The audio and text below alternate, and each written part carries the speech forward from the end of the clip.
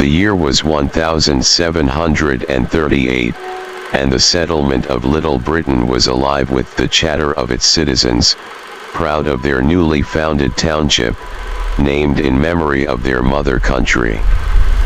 The township was a small but growing community, populated by families trying to build lives for themselves in this new land.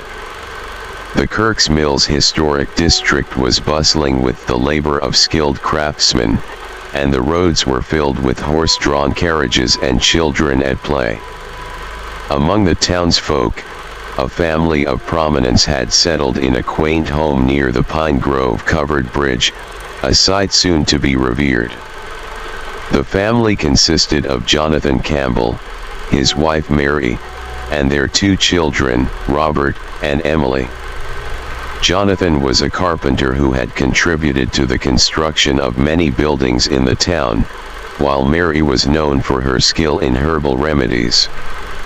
They were a well-respected family, living a peaceful life in a community they loved. However, even in those early days of settlement, there were whispers of something more lurking in the woods surrounding Little Britain. Strange noises were often heard at night, and some claimed to see shadows moving among the trees. These rumors were often dismissed as mere superstitions or the product of overactive imaginations. Yet, a lingering sense of unease hung in the air, a hint of something that defied rational explanation. The children in Little Britain would often share tales of ominous creatures, legends passed down by the native people of the land. Among these stories, the tale of the Skinwalkers was the most chilling. The Navajo described them as witches, corrupt beings capable of taking on the form of animals and even possessing the living. While many adults dismissed these tales as childish nonsense, there were a few in Little Britain who believed there might be some truth to them. As the seasons turned and the township grew, life continued as normal for the Campbell family. Jonathan's work was thriving, and Mary's knowledge of herbs and remedies made her a sought-after healer in the community. The children, Robert and Emily, were growing fast, nurtured by their loving parents and the wholesome environment of Little Britain. In the fall of 1739, a series of mysterious events began to unfold. Livestock started disappearing from nearby farms, and strange markings were found on the ground. Hunters would sometimes hear an eerie howl echoing through the woods, unlike any animal they knew. Even the most skeptical began to feel a chill down their spine as they considered the possibility that something unnatural was at play. A sense of dread began to permeate the town. People started to lock their doors at night and avoided venturing into the woods after dark. The legends of the Skinwalkers, once dismissed as mere folklore, were now spoken of in hushed tones. Fear was taking root in Little Britain. Jonathan Campbell, ever the rational man, sought to calm his community, urging them not to give in to fear and superstition. Yet, even he could not deny that something was amiss. The night seemed darker, the woods more foreboding, and a shadow seemed to hang over Little Britain. Winter settled in, and the mystery of the strange occurrences deepened. The disappearances continued, and now, even people were claiming to have seen figures lurking in the shadows. The whispers of skinwalkers grew louder, and fear turned into terror. It was then that the Campbell family, too, found themselves touched by the inexplicable. Late one night, as the family was gathered around the fireplace, a noise from outside caught their attention.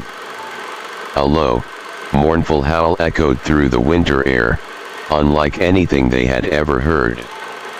They glanced at each other, fear in their eyes, knowing that something was out there, watching, waiting. Days turned into weeks, and the terror in Little Britain grew. The once bustling community became a place of fear and suspicion. People began to avoid each other, and the warmth of neighborly connection was replaced by a cold sense of isolation. As the year 1740 dawned, the town found itself in the grip of an unseen force, something dark and malevolent that defied understanding. The legends of the Skinwalkers were no longer just stories, they were a living nightmare. The Campbells, like many others in Little Britain, found themselves trapped in a horror that was all too real. What had begun as a dream of a new life had turned into a nightmare from which there was no waking. In the shadows of Little Britain, something was stirring, something ancient and evil. The Skinwalkers were real, and they had come to Little Britain. But what did they want? And who, or what, had summoned them? The answers were hidden in the darkness, waiting to be revealed. The story had only just begun, and the terror was far from over. The winter of 1740 in Little Britain was marked by a suffocating silence that hung in the air, a silence filled with dread and anticipation. The community, once lively and vibrant, was now crippled by fear. Families kept to themselves, drawing their curtains at night and whispering prayers for protection. Within the Campbell household, the feeling of terror was palpable. Mary Campbell found herself glancing over her shoulder, listening for sounds that shouldn't be there, sensing eyes on her that she couldn't see. Her husband, Jonathan, tried to remain a pillar of strength, but the uncertainty in his eyes betrayed his concern. Their children, Robert and Emily, were not oblivious to the change in the air. They sensed the anxiety in their parents, felt the chill in the air, heard the whispers of the townsfolk. Stories of the Skinwalkers had seeped into their minds, tales of evil witches who could become animals, stalk the night, and bring death and chaos. The town's elders convened meetings, seeking guidance from the few native people who were willing to speak of the legends. They learned of the Skinwalkers' association with death and bad omens, their ability to possess living creatures, and the way they represented a perversion of all that was good and sacred. Little Britain became a place haunted by shadows. Reports of strange sightings increased. A farmer claimed to have seen a coyote with human-like eyes. A hunter spoke of a creature that moved with an unnatural gait, eluding his shots and disappearing into the darkness. A child's nightmare of a twisted, half-human figure became a waking terror when she insisted it had been outside her window. The community was unraveling, and suspicion began to grow. Accusations were whispered, fingers were pointed, and the once tight-knit community began to fracture. The terror of the unknown was giving way to the terror of each other. Could one of them be a Skinwalker? Was someone among them responsible for summoning these abominations? Among the most affected were the Campbells. Mary's skills in herbal remedies and her knowledge of ancient healing practices, once admired, were now viewed with suspicion. Whispers reached her ears that some in the town were questioning her practices, linking her to the very evil they all feared. Jonathan, too, found himself grappling with doubt. He began to question the safety of his family, wondering if their lives were in danger. He considered leaving Little Britain, starting anew elsewhere, but the thought of abandoning their home was painful. As spring approached, the mystery deepened. The strange occurrences continued, each one more terrifying than the last. Livestock were found mutilated, Symbols were carved into trees, and chilling howls echoed through the night. The people of Little Britain were caught in a web of fear, trapped by something they could not understand or control. The Skinwalkers had become more than a legend, they were a living nightmare, a symbol of the darkness that lurked within and around them. Amidst the terror, a sense of impending doom began to build. Something was coming, something terrible and inevitable. The Skinwalkers were not merely stalking the town, they were leading it towards something, guiding it down a path of darkness and despair. As the days turned into weeks, the Campbells found themselves at the center of the storm. Accusations grew louder, and the family felt the weight of the town's fear and suspicion. They knew they were being watched, judged, and targeted. And as the terror grew, so did the realization that the Skinwalkers were not just random creatures of the night. They had a purpose, a plan, and the people of Little Britain were merely pawns in a game they could not comprehend. The true horror was only beginning, and the Campbells, along with the rest of Little Britain, were on a journey into the abyss. The Skinwalkers had come to Little Britain, but what they wanted was a mystery yet to be revealed. Spring gave way to summer, but the warmth of the season did nothing to dispel the icy chill that had settled over Little Britain. The once bustling town had turned into a ghostly shadow of its former self. Streets that were once filled with laughter and joy were now somber and deserted, as families remained shuttered within their homes, fearful of what lurked outside. The Skinwalkers' presence had become a haunting reality. Their twisted games were growing more bold and sophisticated. It was no longer about fleeting glimpses of creatures or the whispers of dark omens. Now, they were communicating, leaving messages, symbols, and cryptic signs that pointed to something deeper, something far more sinister. The community leaders were at a loss. They consulted with native experts, sought guidance from spiritual leaders, and even considered appealing to the crown for assistance. But answers remained elusive, and the terror continued to build. Within the Campbell household, the strain was taking its toll.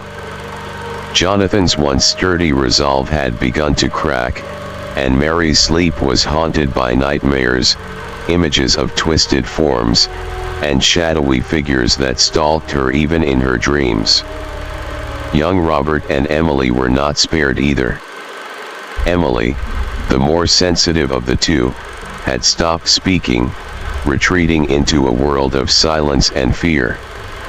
Robert, attempting to be brave, took to patrolling the house at night, armed with nothing more than a wooden sword, hoping to protect his family from the unknown terror. A breakthrough came in the form of an old journal discovered by a local historian.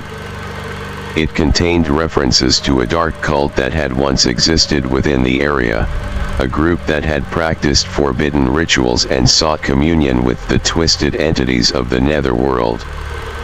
The journal spoke of a prophecy, a dark covenant that would be fulfilled when the stars aligned in a particular pattern, a pattern that was due to occur that very summer. The Skinwalkers, it seemed, were not just random horrors, they were harbingers, heralds of something far greater and more terrifying. The symbols they left, the games they played, all pointed to a grand design, a cosmic plan that was slowly unfolding. Little Britain was a nexus, a focal point for forces that transcended human understanding. The town, its people, and the very land itself were part of a ritual, a dark ceremony that had been set in motion centuries ago. The Campbell family found themselves at the center of this dreadful web. Mary's ancestral connection to the ancient practices, her knowledge of herbs and healing, had somehow drawn the attention of the Skinwalkers. They were using her, manipulating her, guiding her actions in ways she could not comprehend. As the summer progressed, the terror escalated. The howls grew louder, the sightings more frequent, and the symbols more intricate. The people of Little Britain were being drawn into a dance of death, their lives manipulated by forces beyond their control. The Skinwalkers were no longer content to lurk in the shadows. They began to appear in dreams, invading the minds of the townsfolk, twisting their thoughts, and driving them to madness. A sense of doom pervaded the town, a feeling that time was running out. The alignment was approaching, and with it, the fulfillment of the prophecy. The Campbells, driven by desperation, began to research the ancient rituals, seeking a way to combat the Skinwalkers, to stop the ritual before it was too late. They knew they were playing with fire, delving into forbidden knowledge, but they had no choice. The darkness was closing in, and the monsters were no longer hiding. They were here, in Little Britain, and they were hungry.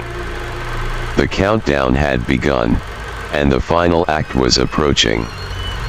The Skinwalkers had revealed themselves, but their true purpose, their ultimate goal, remained a mystery, a riddle wrapped in an enigma that threatened to consume the town and everyone in it.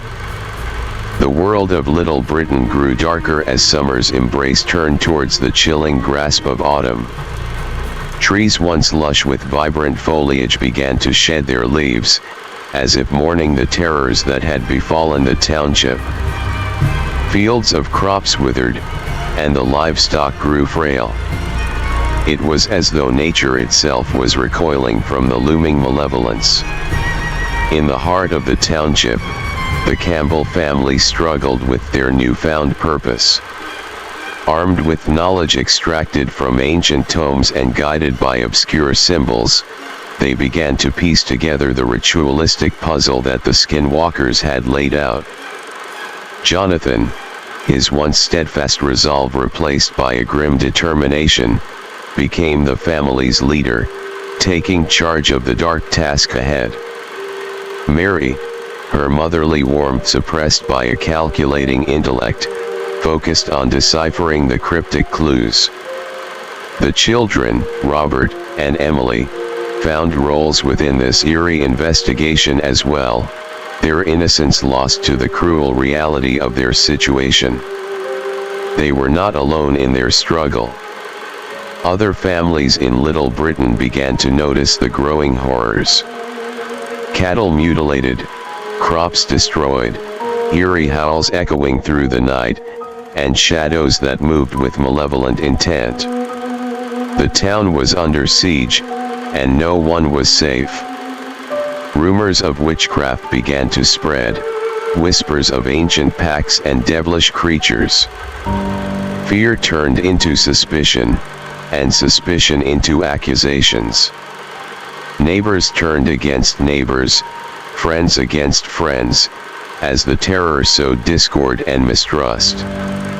A meeting was called in the town's church, the only place that seemed untouched by the encroaching darkness.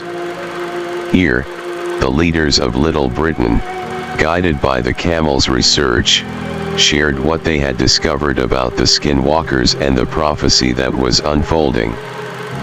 Shock turned to disbelief, disbelief to acceptance, as the grim reality settled over the assembly. The Skinwalkers were not just legends, they were a tangible threat, a manifestation of an ancient evil that sought to fulfill a destiny written in the stars. The townsfolk, once proud and independent, now found themselves united by fear and a common purpose. A plan was formulated, a desperate attempt to stop the ritual, to disrupt the cosmic alignment, and to banish the Skinwalkers once and for all. An alliance was formed between the most knowledgeable and brave citizens, including the local native tribes who understood the dark lore of the Skinwalkers. Together, they began to prepare, forging weapons imbued with ancient magic, crafting talismans and amulets, and studying the forbidden rituals that had unleashed the horror upon Little Britain. As the days turned to weeks, the tension grew. The Skinwalkers became more brazen, their attacks more vicious, and their message more clear. They were watching, waiting, and taunting, a game of cat and mouse that had no rules and no mercy. The night of the prophecy was approaching, a night that would determine the fate of Little Britain and perhaps the world beyond. The stars were aligning, and the ritual was nearing completion. The stage was set for a final confrontation, a battle between light and shadow, good and evil, life and death. Little Britain, once a quiet and peaceful place, had become a battleground, a nexus for forces that defied understanding. The Skinwalkers had brought chaos, fear, and madness, but they had also united a community, forged bonds that transcended prejudice and hatred. In the face of unimaginable horror, the people of Little Britain found strength, courage, and hope. They were ready to face the monsters, to fight for their lives, their families, and their future. The time had come. The night of destiny was upon them, and the Skinwalkers were ready to reveal their final hand. The townsfolk gathered, weapons in hand, eyes filled with determination, hearts pounding with anticipation. The Skinwalkers were no longer shadows, they were real, and they were coming. The battle for Little Britain had begun, and there was no turning back. The final night arrived, a night darkened by fear and uncertainty. The people of Little Britain had prepared as best they could, forsaking the use of magic, relying on their wit, courage, and determination. Yet, they were facing a terror that defied reason, a supernatural entity that seemed invincible. The Skinwalkers had played their game well, carefully weaving a web of chaos and despair. The townsfolk knew that they were facing a force beyond comprehension, yet they had no choice but to fight, to stand up for their land, their families, and their very souls. Jonathan Campbell led the makeshift militia, his face etched with grim resolve. Mary, Robert, and Emily were by his side, each one fully aware of the risk they were taking and the slim chance of victory. The night was eerily silent, the usual sounds of nature replaced by a stifling quiet that sent chills down spines. The wind howled through the barren trees, whispering warnings of doom. As the clock struck midnight, a howl tore through the silence, a signal that the time had come. Shadows danced on the edges of perception, shapes moved in the darkness, and the air grew heavy with the scent of dread. The Skinwalkers had arrived. A battle unlike any other unfolded. The Skinwalkers, cunning and relentless, attacked with ferocity and guile. They were not just monsters, they were intelligent, strategic, and utterly merciless. The townsfolk fought bravely, their weapons drawn, their bodies fueled by adrenaline. But they were outmatched, facing a terror that could not be defeated by mere force. The Skinwalkers struck from all sides, their movements unpredictable, their forms ever-changing.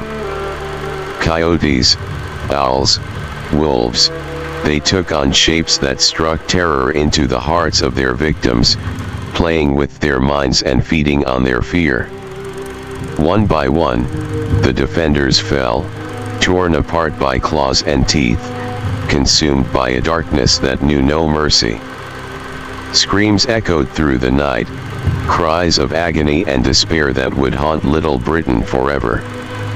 Jonathan and his family fought to the end, a desperate struggle against an implacable foe. But even their courage and determination were not enough. The Skinwalkers were victorious. As dawn broke, a haunting silence settled over Little Britain. The battle was over, the terror had won, and the town lay in ruins, a testament to the horrors that had been unleashed. The Skinwalkers retreated into the shadows, their mission accomplished, their victory complete. They had proven their dominance, their power, and their invincibility. Little Britain would never be the same. The legend of the Skinwalkers had become a reality, a dark chapter in the history of humanity, a warning of the evil that lurks in the unseen corners of the world. The townsfolk who survived were forever changed, their innocence shattered, their trust broken. They knew that the Skinwalkers were real, that they were watching, waiting, and that they could strike again. The legacy of that dreadful night would live on, a tale of horror and defeat that would be passed down through generations. The Skinwalkers had won, and in their victory, they had shown the world the true nature of fear, chaos, and darkness. The mystery of Little Britain remained, a story that would never be fully understood, a wound that would never heal. The Skinwalkers had marked their territory, and their reign of terror had only just begun. As the years rolled on, something strange began to happen in the ruins of Little Britain. The town that had been devastated by the horrors of the Skinwalkers began to stir back to life. Buildings were repaired, roads were cleared, and fields were tilled once again. People returned to Little Britain, but these were not ordinary people. These were the very souls who had perished in that dreadful battle, the victims of the Skinwalkers' wrath. They walked with an odd gait, their skin loose and sagging, their eyes glowing with a sinister light, and their smiles twisted and wrong. The town became a living nightmare, a place where the dead walked and the living feared to tread. It was a trap, a lure for the unsuspecting traveler, a haven for the monsters that now called it home. Those who ventured too close to Little Britain were never seen again. The town became a place of legend, a ghost town in the truest sense, a place where the dead ruled, and the living dared not go. Stories spread far and wide, tales of horror and disbelief, whispers of a town lost to evil, a place where the monsters had won. Those who heard the stories shuddered and crossed themselves, thankful that they were saved from such terror. But the truth was far worse. Little Britain was no longer a town, it was a lair. The Skinwalkers had taken control, inhabiting the bodies of their victims, walking in their skin, living their lives. They had turned the town into a hunting ground, a place where they could feed and grow, where they could revel in their dark triumph. The town became a twisted reflection of what it once was, a place of death and deception, a maze of streets and alleys where the predators stalked their prey. The Skinwalkers played their roles well, mimicking the mannerisms of the people they had killed, pretending to be human, pretending to be alive. But their true nature was never far from the surface, and those who looked too closely saw the truth in their eyes, in their smiles, in the way they moved. Little Britain was lost, consumed by darkness, a place where the line between the living and the dead was blurred, where the monsters had taken over, and where the nightmare was only just beginning. Travelers were warned to stay away, to avoid the cursed town, to keep their distance from the place where evil had taken root. But still, some were drawn to Little Britain, curious, adventurous, or simply unaware of the horror that awaited them. and the Skinwalkers were always waiting, always watching, always hungry. The town became a symbol of terror, a place where the worst of humanity had been unleashed, where the monsters had won, and where fear reigned supreme.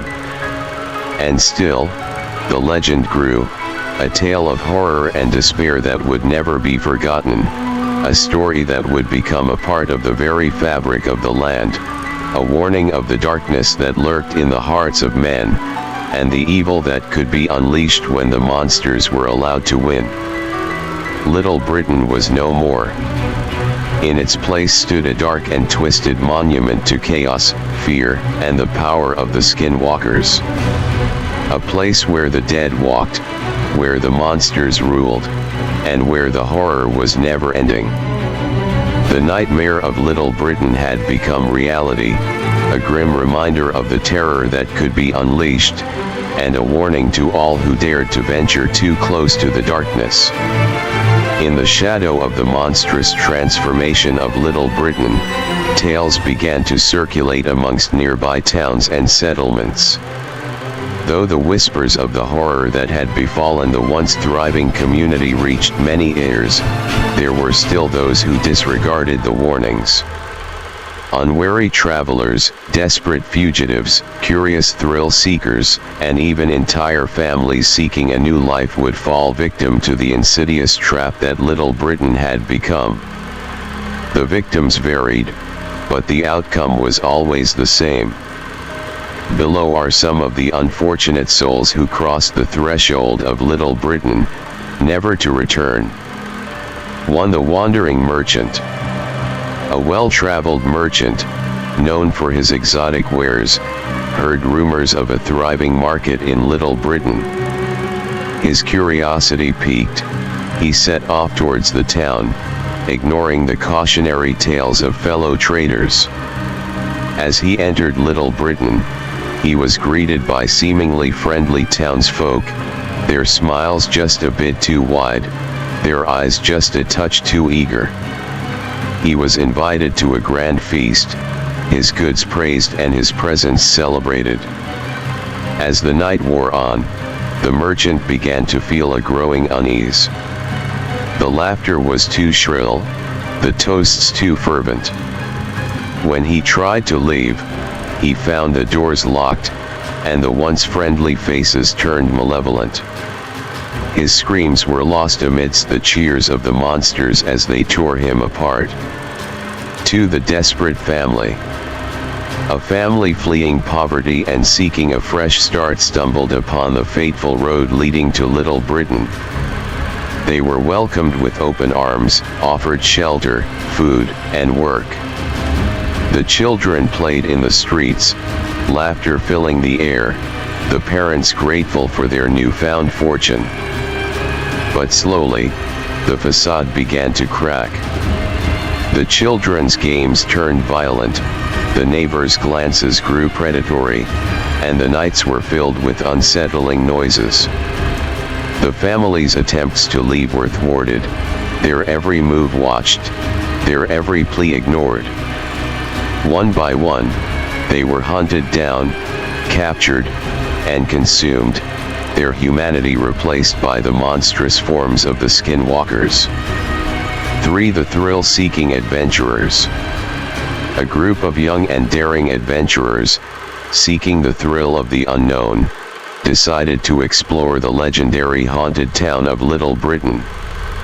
Armed with swords, torches, and a misguided sense of invincibility, they embarked on what they thought would be an exciting expedition. They found the town eerily quiet, the buildings standing like silent sentinels, the streets empty and foreboding. As they delved deeper, they began to notice signs of life, shadows moving in the darkness, whispers in the wind. One by one, they were separated, drawn into hidden traps, lured by deceitful visions. Their screams echoed through the night as they were ambushed, overpowered, and slaughtered. Their courage and bravado were no match for the cunning and cruelty of the Skinwalkers. These stories and many others like them served as grim reminders of the evil that lurked within Little Britain. The town had become a place of death and despair, a hunting ground for the monsters, a tomb for the unwary.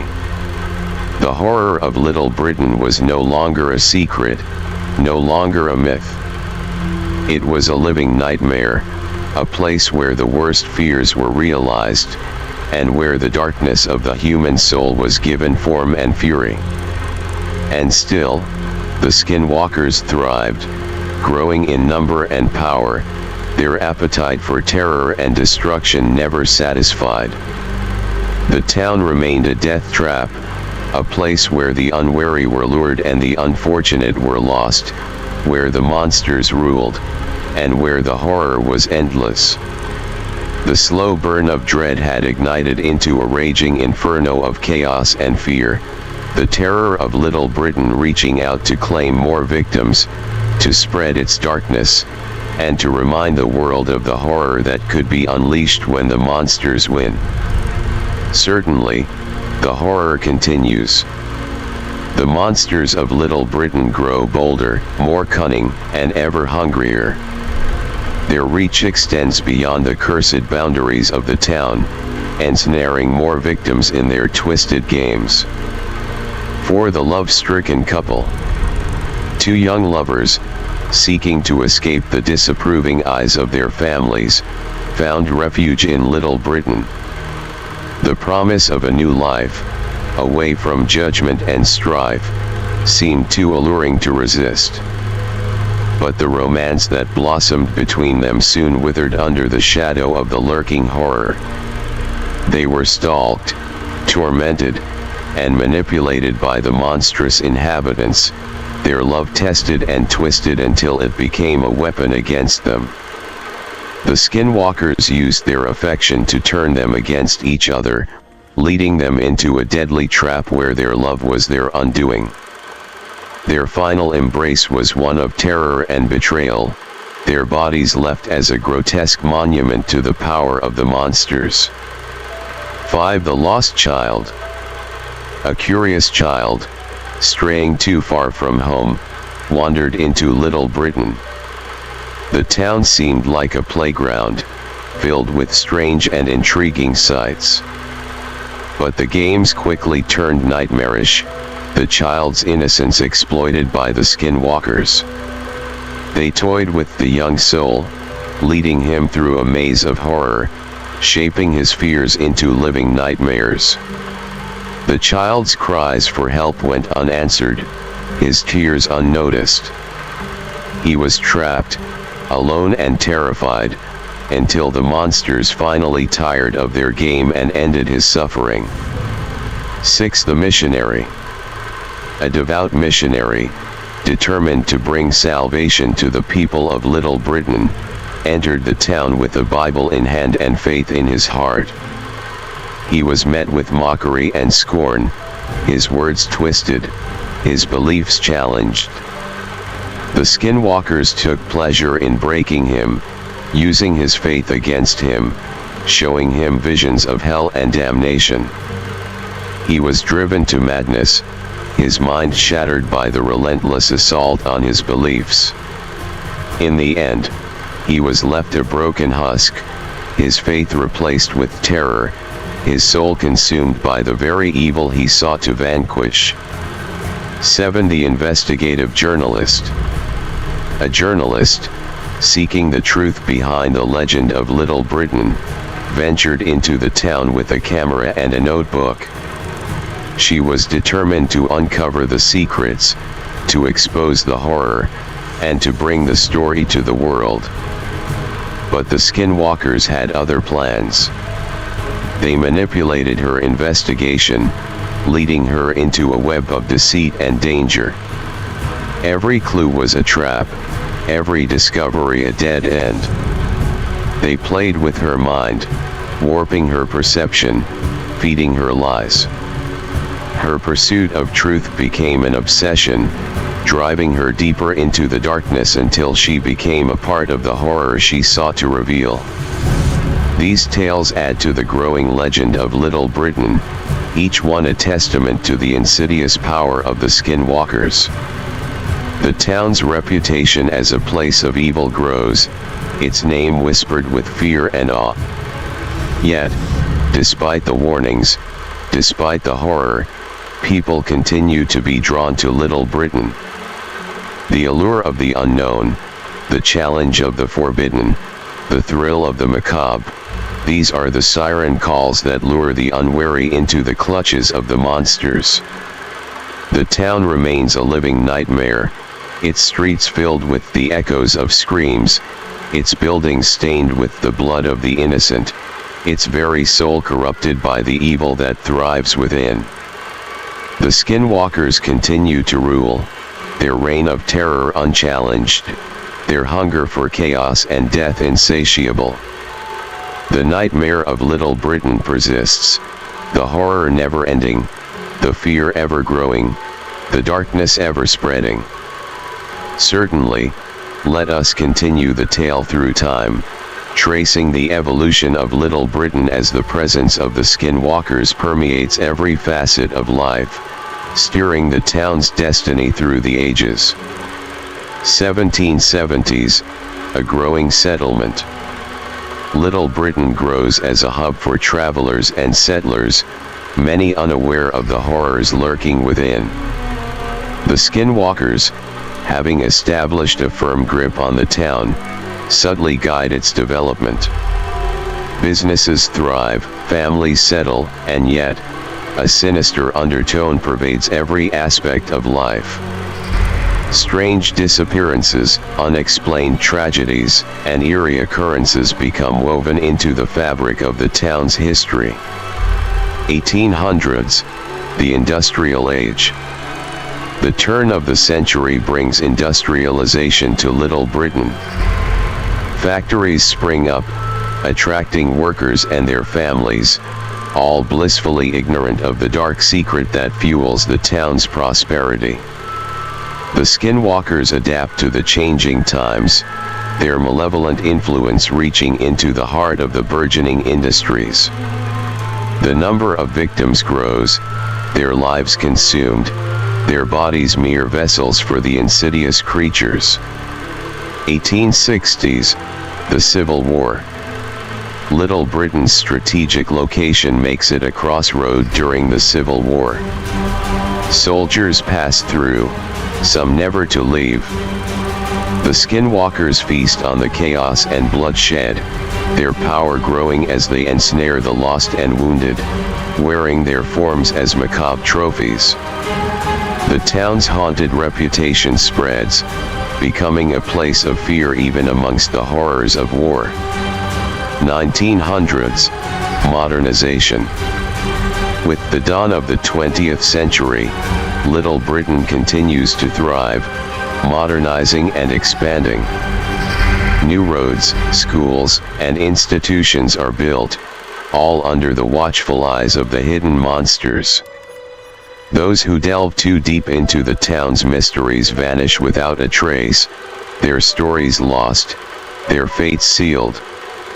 The population swells, and with it, the ranks of the Skinwalkers. 1930s, the Great Depression. Economic hardship hits the nation, but Little Britain seems immune. The town becomes a haven for the desperate and destitute, but the promise of prosperity is a deadly mirage.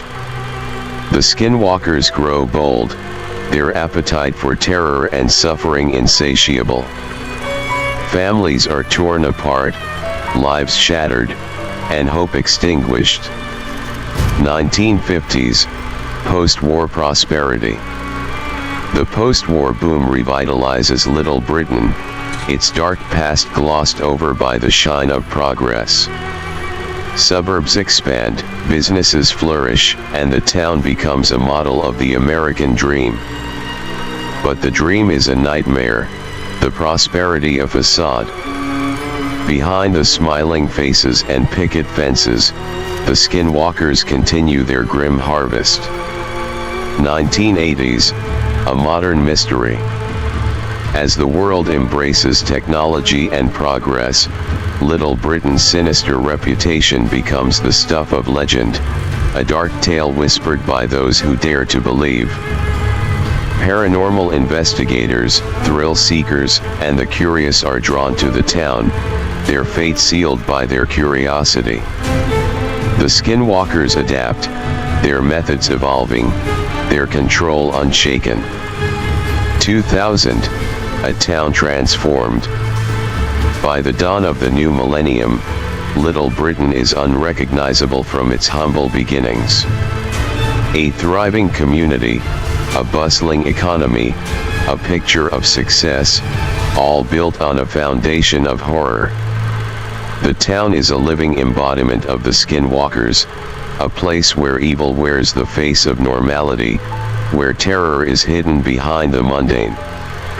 The legacy of Little Britain is a testament to the relentless power of the Skinwalkers, their influence shaping the town's destiny across centuries. Their reign of terror is a hidden plague, a cancer that grows unchecked, a darkness that knows no bounds. And yet, as the years pass and the world changes, the truth of Little Britain remains buried, a secret known only to the damned. The Skinwalkers continue to thrive, their existence a mystery, their power unchallenged, their hunger never satisfied. The tale of Little Britain is a warning, a horror story that transcends time, a nightmare that lingers long after the final word. It is a tale of humanity's darkest fears, of evil's enduring strength, of a town forever cursed, forever lost. In the shadows of history, the monsters of Little Britain wait, their time endless, their reach infinite, their hunger eternal. The town remains a death trap, a place where the unwary are ensnared, where the curious are consumed, where the monsters walk among us, hidden in plain sight. The 2010s heralded an unexpected change in the dark tapestry of Little Britain. A ripple in the otherwise calm sea of malevolence disturbed the town's twisted balance. The reign of the Skinwalkers, unchallenged for centuries, was about to be questioned by the emergence of another cryptid, the enigmatic Mothman. 2010, an ominous warning. It was a night like any other in Little Britain. The town was asleep, its secrets buried deep beneath the veil of normalcy. But on the outskirts of town, near the shadowy woods that had witnessed centuries of horror, something stirred. A shape took form in the night sky, a silhouette that defied reason and understanding. Wings unfolded, eyes gleamed, and a presence settled over Little Britain. The Mothman had arrived. The Skinwalkers, for the first time in memory, felt a shiver of unease. Their connection to the town, their dominance over its people, was challenged by this new entity. The Mothman's presence was a harbinger, an omen of something they could not fathom. 2012, the first signs. In the months that followed, strange phenomena began to occur. Unexplained lights in the sky, ghostly apparitions, eerie sounds that echoed in the night. The townspeople, blissfully ignorant of the true nature of their home, were plagued by nightmares, anxiety, and a growing sense of dread. The Skinwalkers sensed a shift, a change in the very fabric of Little Britain. Their control wavered, their influence weakened. The Mothman, though unseen by most, was making its presence felt. 2015, a growing threat. As the years passed, the signs grew more pronounced. Accidents and tragedies, once the hidden handiwork of the Skinwalkers, now bore the mark of the Mothman. Its ominous shadow loomed over the town, a constant reminder of the impending disaster. The Skinwalkers, though still powerful, found themselves on the defensive. Their insidious hold on Little Britain was slipping, their reign of terror threatened by an unknown force. 2018, a town divided. Rumors spread, stories were whispered, and Little Britain became a town divided. Some spoke of the Mothman as a savior, a force of good sent to free them from an evil they could not comprehend. Others saw it as a new terror, a creature as dark and malevolent as the monsters they unknowingly lived amongst. The Skinwalkers, their once unbreakable control now fractured, struggled to adapt. Their victims, once so easily manipulated, began to resist. The town, once a haven for darkness, was now a battleground. 2019, the eve of disaster. As the decade drew to a close, the tension in Little Britain reached a boiling point. The Mothman's warnings grew more urgent, its presence more tangible. The town teetered on the edge of chaos, its people torn between fear and hope, ignorance and understanding. The Skinwalkers, their power waning, their supremacy challenged, prepared for a confrontation. The town they had ruled for centuries was slipping from their grasp, their reign threatened by a force they could not control. The stage was set, the players poised, and Little Britain awaited its fate. The clash of cryptids was at hand, the battle for a town's soul about to be waged. A new chapter was about to begin, a chapter that would redefine the horror, chaos, darkness, fear, and dread that had shaped Little Britain's history. The Mothman's arrival was a warning, a prelude to a disaster that loomed on the horizon. The Skinwalkers' reign was being challenged, their dominance questioned. In the shadows of the unknown, Little Britain stood on the brink of a new era, an era that promised to be as terrifying, as gripping, and as gut-wrenching as the centuries that had come before. The town was about to be reborn, its destiny reshaped, its horrors reimagined. The monsters of Little Britain were about to face their reckoning, and the world would never be the same. In the dark, forsaken heart of Little Britain, the Skinwalkers gathered. Their power weakened and their supremacy challenged. They sought answers in the ancient and forbidden arts they had mastered over centuries. A fire was kindled, not of ordinary flame but a blaze of dark magic and hidden knowledge, its glow imbued with an otherworldly hue. They circled the fire, their inhuman eyes reflecting the unnatural glow, their twisted forms concealed by shadows. One by one, they began to chant, a melody that was not of this world, a harmony that resonated with the evil that had long festered in Little Britain. The fire flickered and danced, its flames morphing and taking shape, a window into the unknown, a gateway to their fate. And there, in the heart of the fire, a vision emerged. The Duke of Lancaster County. A man, tall and enigmatic, his eyes glowing in the dark like twin orbs of night itself. He held a .44 Magnum, a weapon that emanated purpose and intent. His face was stern, his demeanor unyielding, a figure of relentless determination. The Skinwalkers watched, their breaths held, as the vision unfolded. They saw this man, the Duke of Lancaster County, facing the Mothman, the very creature that had threatened their reign. They saw him killing the cryptid, his gun echoing a promise of destruction and redemption. And then, the vision shifted, a glimpse into other worlds, other realities. They saw the Duke wandering a desolate wasteland, the number 717 etched on his back, a symbol of identity and destiny. His journey was one of solitude and survival, a path forged in devastation and despair. They saw him again, this time navigating through an undead apocalypse, his resolve unbroken, his mission unending.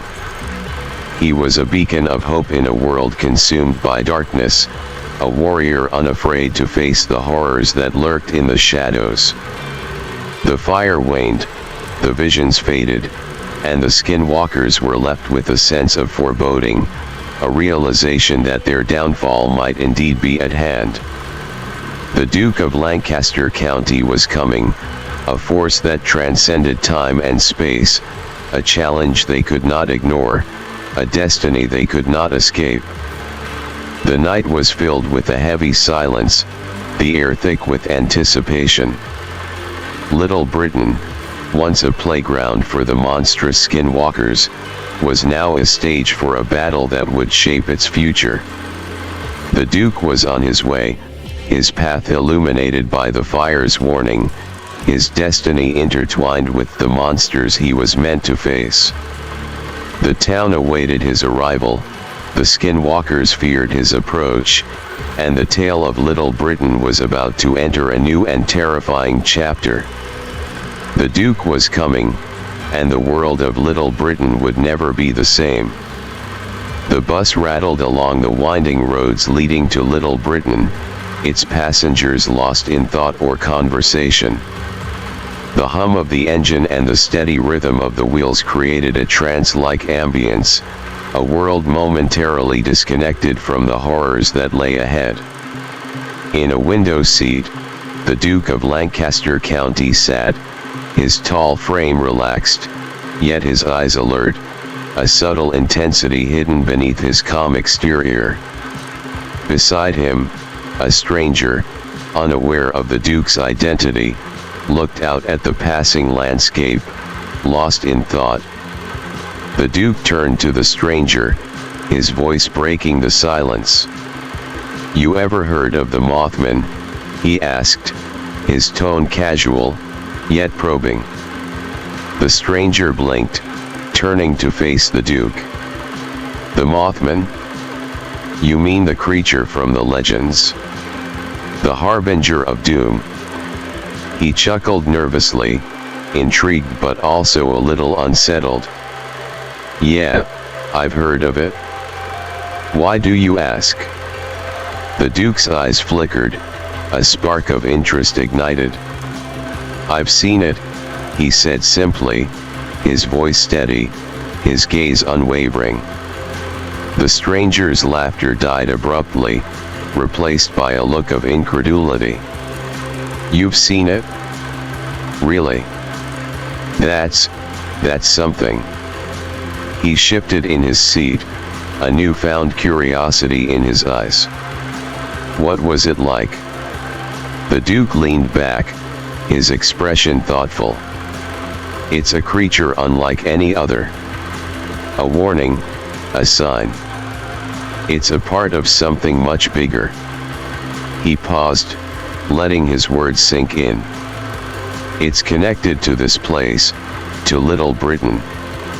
The stranger's eyes widened. "Little Britain? I've heard stories about that place. Strange things happening, people disappearing." He looked out the window, a shadow of unease crossing his face. "What's going on there?" The Duke turned to look out the window as well, his eyes fixed on the approaching town, its outline just beginning to take shape in the distance. "There are things in this world that defy explanation, forces that are beyond our understanding." He looked back at the stranger, his eyes dark and serious. "Little Britain is a place where those forces are at play. It's a town that's been touched by something unnatural." The stranger swallowed hard, the excitement replaced by a growing sense of dread. "What do you mean? What's happening there?" The Duke's voice dropped to a whisper, his words measured and deliberate. "Monsters," he said softly, his eyes reflecting a truth that went beyond mere folklore. Monsters that walk among us, hidden in plain sight. The stranger stared at the Duke, his face pale, his mind struggling to comprehend the enormity of what he had just heard. The bus continued on its journey, drawing ever closer to Little Britain, a town that had become a nexus of horror and mystery. The Duke's words hung in the air, a chilling reminder that the world was not as it seemed, that there were forces at work that defied logic and reason. Little Britain awaited them, its secrets buried deep, its darkness ready to unfold. The Duke was ready. The stranger was not. And the tale of Little Britain was about to take another terrifying turn. As the bus continued its journey, the skies began to change. The soft blues and whites gave way to a blend of oranges and reds, as the sun lazily sank towards the horizon. Shadows lengthened, stretching across the road, and an unspoken tension began to build among the passengers. A few miles outside of Little Britain, the bus's engine coughed and sputtered, the vehicle jolting as though protesting the path it was on. The driver wrestled with the steering wheel, a look of concern etched on his face. "What's going on?" a passenger called out, the nervous energy in the bus growing palpable. "We're having some engine trouble," the driver replied, his voice strained. "I'll have to pull over and check it out." The bus rolled to a stop at the side of the road, the engine's groans fading into silence. The passengers looked at each other, unease in their eyes. The landscape around them was barren, and the town of Little Britain was still out of sight, a distant promise that suddenly felt much further away.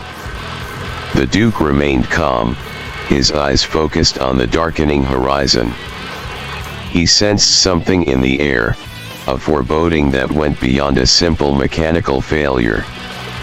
The driver stepped off the bus, toolbox in hand, and bent to examine the engine.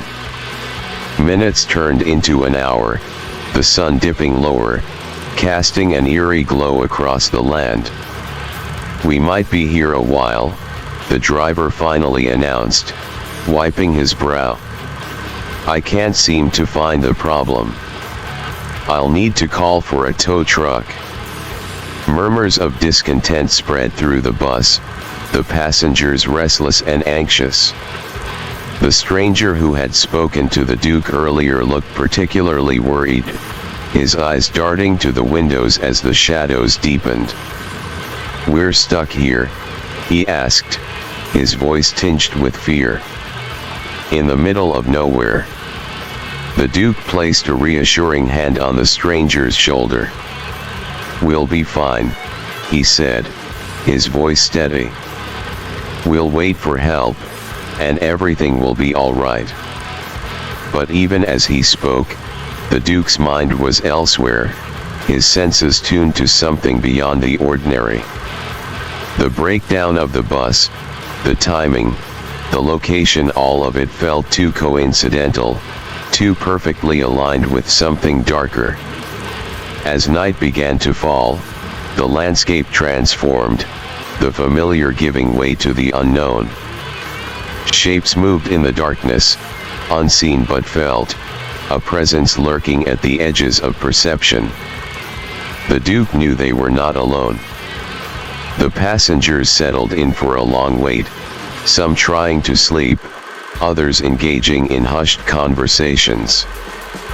But the Duke remained vigilant, his eyes fixed on the night, knowing that Little Britain's secrets were reaching out to them, its monsters stirring, awakened by their proximity.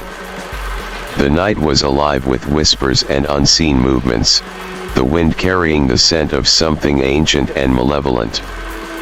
The road to Little Britain had become a path into the unknown, and the journey was far from over. They were on the threshold of horror, and the door was slowly creaking open. As the minutes ticked away, the bus became a small island of artificial light in an ocean of encroaching darkness. The passengers were growing more restless, their conversations punctuated with nervous laughter and uneasy glances toward the windows. The Duke's senses were on high alert, his body tuned to every sound, every shift in the shadows. To the others, the shapes moving in the woods were nothing more than fleeting impressions, dark illusions playing tricks on tired eyes. But the Duke saw more. He knew what lurked in those shadows. He could see them with a clarity that went beyond normal human sight. Beings that moved with stealth and purpose, their forms shifting and melding with the night. Skinwalkers. His hand tightened on the handle of the .44 Magnum concealed beneath his coat, a cold comfort in the face of what was coming. But he remained silent, his face a mask of calm.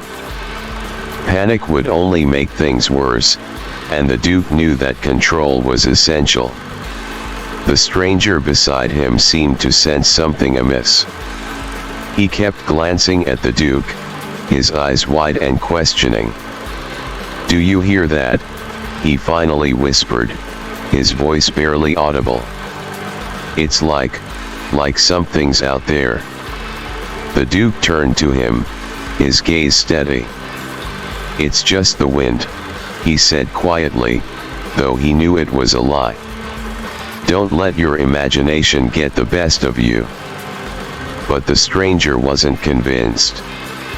He continued to stare out the window, his face pale, his breath coming in short, rapid gasps. The other passengers were becoming aware of the tension, their own fears rising, feeding off one another. The Duke's mind was racing, evaluating options, considering strategies. The Skinwalkers were closing in, drawn by some inexplicable force, some dark connection to the place they were headed. The bus was trapped, a beacon in the night, its passengers unwitting prey. And the Duke knew that the time for action was approaching.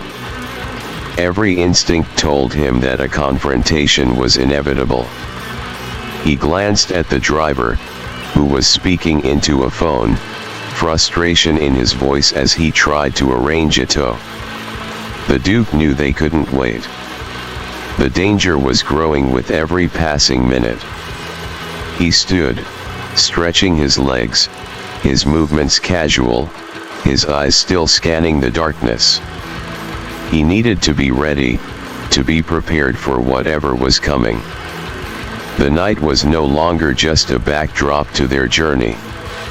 It was alive, filled with malice and hunger, a hunting ground for creatures that defied understanding. The road to Little Britain had become a nightmare, a descent into terror that was only beginning. The Duke's senses were tingled with anticipation, knowing that the shadows held more than just fear. They held a challenge, a battle to be fought. And he was ready. In the darkness, the Skinwalkers watched, their eyes glowing with menace, their hunger growing, drawn to the bus and the souls within. The night was theirs, and they were coming. A shrill scream pierced the night, echoing through the woods and sending a jolt of terror through everyone on the bus. The passengers' conversations abruptly ceased, and the driver's hand froze on the phone. The Duke's heart pounded in his chest, but his face remained impassive. "It's an animal," he said, his voice steady. "Just a fox or something. They make odd sounds sometimes." But even as he spoke, something heavy and wet slammed onto the hood of the bus with a sickening thud. The passengers screamed, and the driver dropped the phone, staring in horror at the gruesome object now splayed across the windshield. It was a human arm, torn and bloody, its fingers still twitching in a macabre dance of death. Chaos erupted inside the bus. People were shouting, crying, pushing against each other in a panic. The Duke moved quickly, trying to restore order, his voice raised but controlled. "Everyone stay calm. Stay in your seats." But it was too late for one woman. Driven mad by terror, she scrambled to the back of the bus, her face wild, her eyes wide with fear. "I have to get out. I have to get out," she shrieked, her voice rising to a hysterical pitch. "No. Wait," the Duke shouted, lunging toward her, but she was already out the back door, her feet pounding on the pavement as she disappeared into the darkness. "Get back in here," the driver yelled, but his words were lost in the night. The woman was gone, swallowed by the shadows and the terror that awaited her. The Duke's face was pale, his eyes dark with anger and frustration. He knew what had happened to her, what would happen to her, and there was nothing he could do to stop it. He turned back to the passengers, his voice firm. "Listen to me. We have to stay together. We have to stay calm. We'll be safe if we stay on the bus." But his words were met with disbelief and fear. The people were trapped, their minds paralyzed by the horror of what they had seen, the knowledge that something unimaginable lurked just beyond their sight. And the Duke knew that the Skinwalkers were toying with them, reveling in their fear, drawing them closer to the edge of madness. Outside, the night was filled with the sound of rustling leaves and the distant cries of unseen creatures. The bus was no longer a refuge, it was a cage, and the passengers were prisoners, waiting for the predators to make their move. The Duke's hand went to his gun again, the cold metal a reminder that he was not helpless. He had faced the darkness before, faced the creatures that stalked the night. And he would face them again. But he knew that the battle had only just begun, that the true horror was yet to come. The night was long, and the shadows were deep. And the Skinwalkers were waiting. The Duke turned his attention to the driver, his mind focused on survival, on finding a way out of this nightmare. He scanned the map that was sprawled across the dashboard, his eyes quickly finding the route they were on, and then something else. "There's an old house," he said, his voice low and calm. "Just off the road, about a mile away. We can't make it to Little Britain, not with the bus in this condition. But we can make it to that house. Can you limp the bus there?"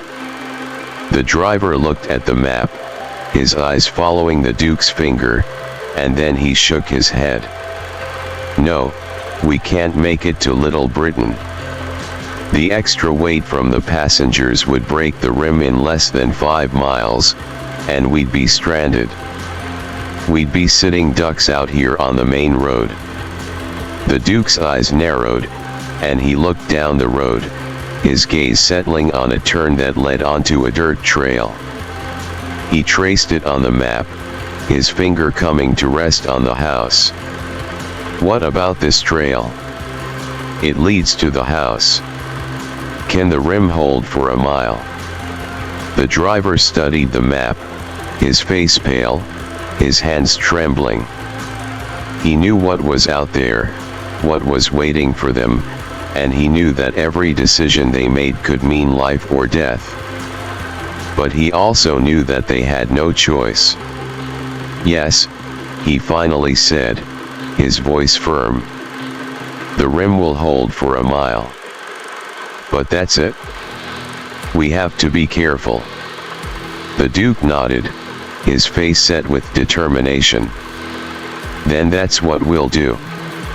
We'll take the trail, and we'll make it to that house. It's our best chance." The passengers were silent, their eyes wide with fear, their faces drawn and pale. They knew that they were trapped, that their fate was in the hands of two men they barely knew. But they also knew that they had no other choice. The night was closing in, and the shadows were growing deeper. The Skinwalkers were out there, watching, waiting, hungry for their prey. And the Duke knew that they had to move quickly, that they had to be smart and decisive, that they had to stay one step ahead of the creatures that hunted them. Because the night was far from over, and the true terror was yet to come. The bus rumbled to life, its engine coughing and sputtering as it made its way onto the dirt trail. The passengers huddled together, their eyes darting from window to window, their breaths coming in ragged gasps. And the Duke sat quietly, his hand on his gun, his mind sharp and focused. The battle had begun, and he would not rest until it was won. The bus lurched forward, the damaged rim protesting with every jolt and bump of the dirt trail. A thick tension hung in the air, and the passengers' faces were etched with fear and anticipation. The driver's hands clung to the steering wheel, his knuckles white as he guided the wounded vehicle down the narrow path. The Duke's eyes were fixed on the trail ahead, his senses heightened, attuned to every sound and movement. The haunting silence of the night was broken only by the rumble of the bus and the distant call of unseen creatures. And then, a scream. It was a sound that sent chills down everyone's spine, a desperate, pleading cry that was unmistakably human.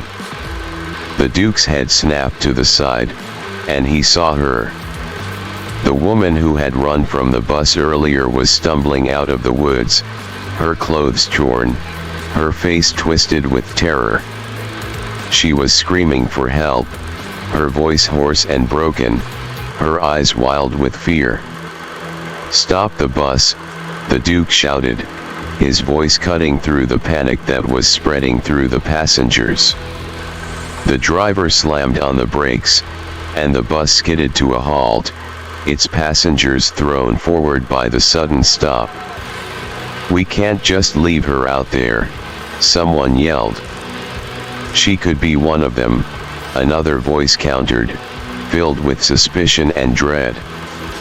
The Duke was already on his feet, his .44 Magnum in hand. "I'll get her," he said, his voice calm and authoritative. "Stay on the bus. Keep the doors closed." He made his way to the door, his eyes never leaving the woman, who was now sobbing uncontrollably, her body racked with sobs. "Please," she cried. "Please, help me." The Duke stepped off the bus, his gun raised, his senses alert. He knew that this could be a trap, that the Skinwalkers were cunning and deceitful. But he also knew that he couldn't just leave her out there, that he had to take the chance. He approached her slowly, his eyes scanning the woods, his ears straining for any sound that might betray the presence of the creatures that hunted them. The woman was on her knees now, her body shaking, her face streaked with tears and dirt. "Please," she whispered, her voice barely audible. "Please, don't leave me." "I won't," the Duke said, his voice gentle but firm. "But you have to come with me. Now." He reached out to her, his hand steady, his eyes locked on hers. And for a moment, everything was still, the world holding its breath as they stood on the edge of darkness, the shadows closing in, the night waiting to consume them. But the Duke would not be swayed. He would not falter. He was the Duke of Lancaster County, and he would face the terror of the night. he would face the Skinwalkers. And he would not back down. The bus resumed its agonizing journey down the trail, the woman now safely inside, her breath ragged and her body still trembling. The passengers listened in horrified silence as she began to tell her tale, her voice a thin whisper that sent shivers down their spines. "I ran," she said, her eyes wide and unseeing, as if reliving the nightmare. "I ran as fast as I could, but they were everywhere. The shadows, the sounds, the smell. They were hunting me, following me, getting closer and closer. I fell, and they were upon me, tearing, biting, pulling at my flesh." Her voice broke, and she buried her face in her hands, sobbing uncontrollably. The Duke stood at the back of the bus, his eyes fixed on her, his mind processing every detail. There was something wrong, something off about her appearance. Her skin was loose, sagging in places, her features bony and sharp. He could see the telltale signs, the subtle hints that something was amiss. But he said nothing, keeping his suspicions to himself, knowing that to voice them would only cause panic and chaos. He watched her closely, his hand resting on the butt of his gun, ready to act if necessary. The bus continued to limp along the trail, the house now in sight, a dark and foreboding presence that loomed in the distance. The passengers were silent, the woman's story still echoing in their minds, the terror of the night closing in around them. "They wear the skin of their victims," the woman said, her voice barely above a whisper, her eyes hollow and haunted. "They take their form, their memories, their lives. They become them, and then they hunt again, always hungry, always searching for more." The bus pulled up to the house, its engine sputtering and dying, the journey finally at an end. The passengers looked at the dark windows, the closed doors, the silence that hung in the air. They were safe, for now. But the Duke knew that the night was far from over, that the danger was still very real. He knew that the Skinwalkers were still out there, watching, waiting. And he knew that they were not alone. He looked at the woman again, his eyes narrowing, his instincts screaming at him.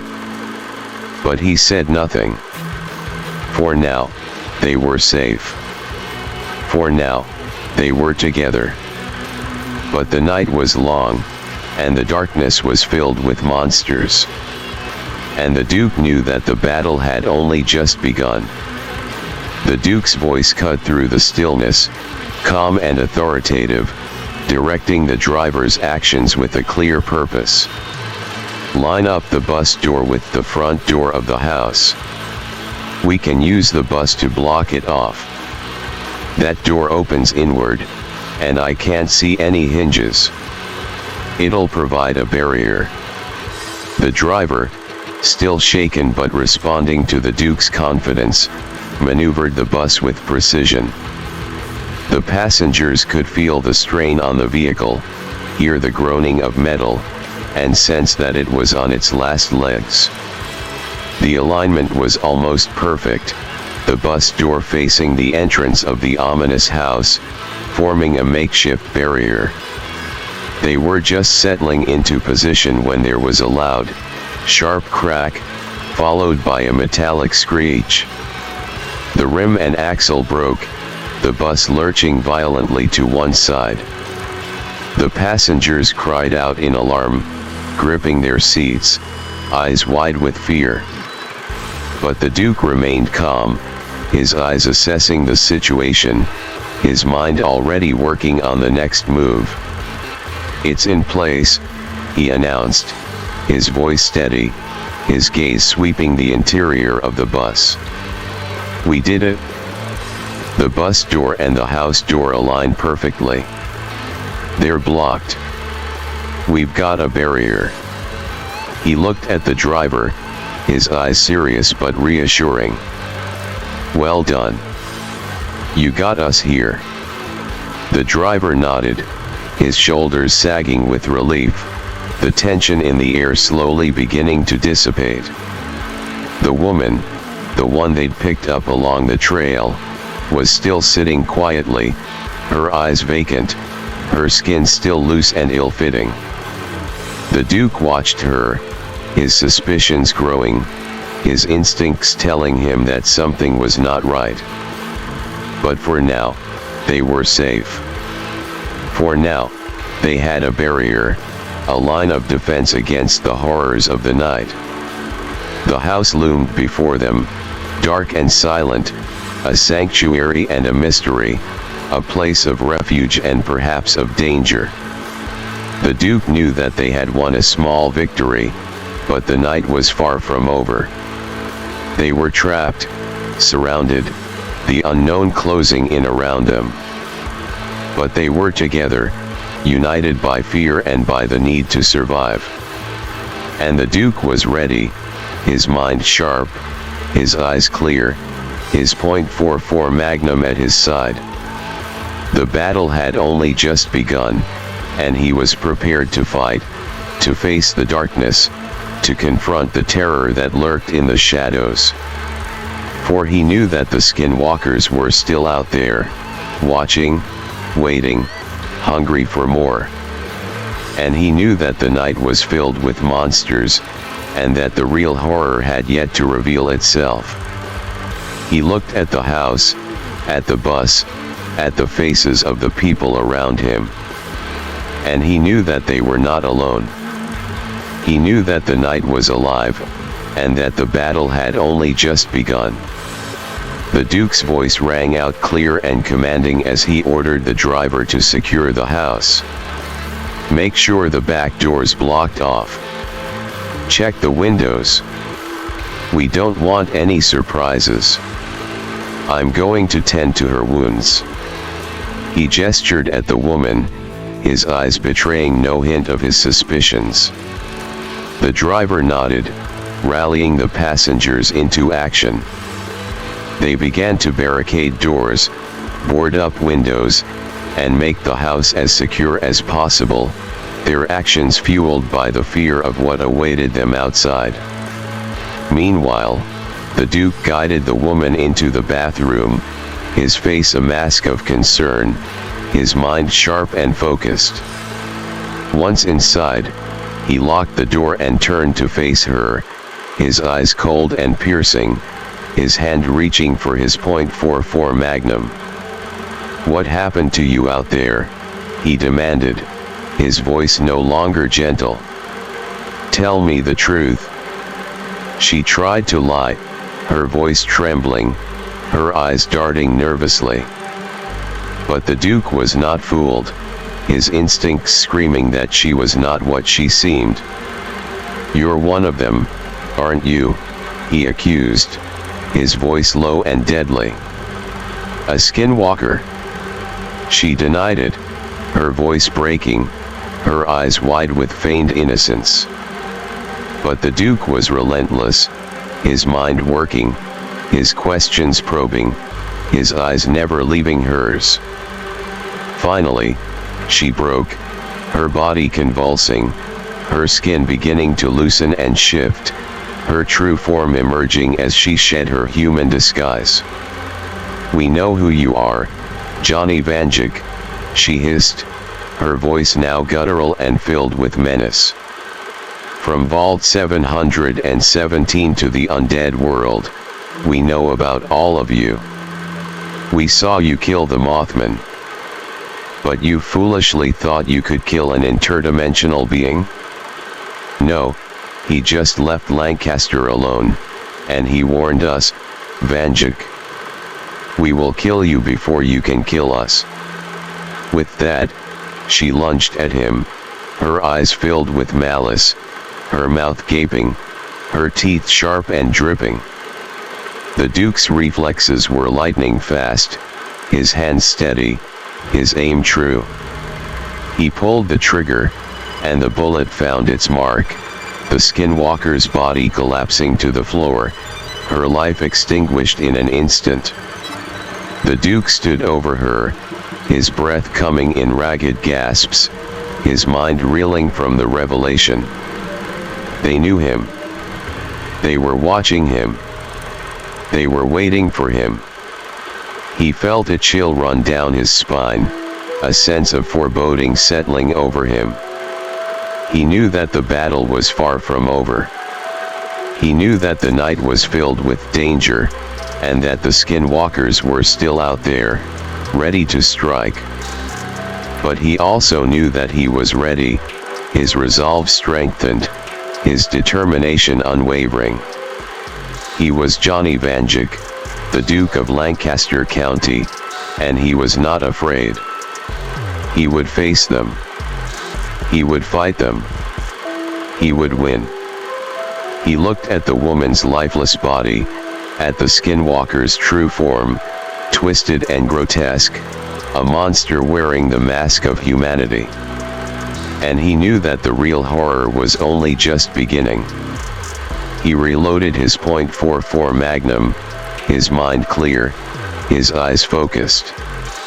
He was ready for whatever awaited him. He was ready for the night. The sound of gunshots reverberated through the old house, piercing the silence and sending a shockwave of fear through everyone inside. The passengers stopped what they were doing, their eyes wide, their hearts pounding. The driver looked towards the bathroom door, uncertainty and dread in his eyes. The Duke emerged, his face set, his eyes hard. He looked at the faces turned towards him, the fear and the questions in their eyes. He knew what they wanted to know, what they needed to hear. They were right, he said, his voice steady, betraying none of the turmoil he felt inside. We shouldn't have let her on the bus. He saw the realization dawn in their eyes, the understanding of what he meant, of what he had done. He saw the fear deepen, the horror of what they were facing becoming all too real. He said nothing of what he had learned, nothing of the Skinwalker's words, nothing of the warning, nothing of the threat. He knew that they were not ready, that they could not handle the truth. He knew that he had to carry that burden alone, that he had to face the night and the monsters that awaited them with clear eyes and a steady hand. He looked at the driver, his gaze unwavering. We need to stay alert, he said, his voice firm. We need to be ready. They're out there, and they're coming for us. The driver nodded, his face pale, his eyes filled with determination. We'll be ready, he said, his voice strong. We'll fight them. We'll survive. The Duke's eyes softened for a moment, a flicker of compassion in their depths. We'll do more than survive, he said, his voice gentle. We'll win. He turned away, moving to the window, looking out into the darkness, knowing that the night was far from over, knowing that the battle had only just begun. He felt the weight of the responsibility, the gravity of the task ahead. But he also felt the strength of his resolve, the fire of his determination. He was Johnny Vanduke, and he was not alone. He had the people, he had the courage, he had the will. He knew that they could face the night, that they could face the horror, that they could face the Skinwalkers. And he knew that they could win. The night was dark, the danger was real, the fear was palpable. But they were ready. They were strong. They were united. And they would not be defeated. The house's silence was shattered once again, this time by a scream of pure terror. The Duke's head snapped around, his eyes finding the source of the sound. One of the passengers, a young man who had been nervously peering through a crack in the barricaded window, was suddenly pulled violently against it. A large, gnarled hand had burst through the wooden planks and glass, grasping the young man's shoulder with an iron grip. Its fingers were bony, the nails long and sharp, the skin pallid and loose, a clear sign of the skinwalker that wielded it. The passenger's eyes were wide with horror, his mouth open in a silent scream as he struggled against the powerful grip, his feet slipping on the floor as he tried in vain to pull away. The Duke moved instantly, his body reacting even before his mind fully processed what was happening. He lunged forward, his .44 Magnum already in his hand, his aim steady and true. "Get back," he yelled at the others, his voice filled with urgency. The young man's face was contorted with fear and pain, his body being pulled inexorably toward the broken window, toward the monster that awaited him outside. The Duke's finger tightened on the trigger, his aim unwavering. He knew that he had to act fast, that he had to be precise, that he had to save the young man from a fate worse than death. The gunshot was loud, deafening in the confined space, but the Duke's focus never wavered. He watched as the bullet found its mark, tearing through the skinwalker's hand and forcing it to release its grip. The young man fell back, collapsing to the floor, his body trembling, his face pale and sweaty, his breath coming in ragged gasps. The hand retreated, disappearing back through the broken window, leaving behind a trail of dark blood and a room filled with shock and fear. The Duke stood over the young man, his gun still aimed at the window, his body tense, ready for whatever came next. "It's okay," he said, his voice gentle but firm. "You're safe now." The young man looked up at him, his eyes filled with gratitude and disbelief. "Thank you," he whispered, his voice shaky. The Duke nodded, his gaze never leaving the window, his senses on high alert. "We need to move," he said, his voice filled with urgency. "We need to reinforce the windows, secure the doors. They're getting bolder, more aggressive. They won't stop until they get what they want."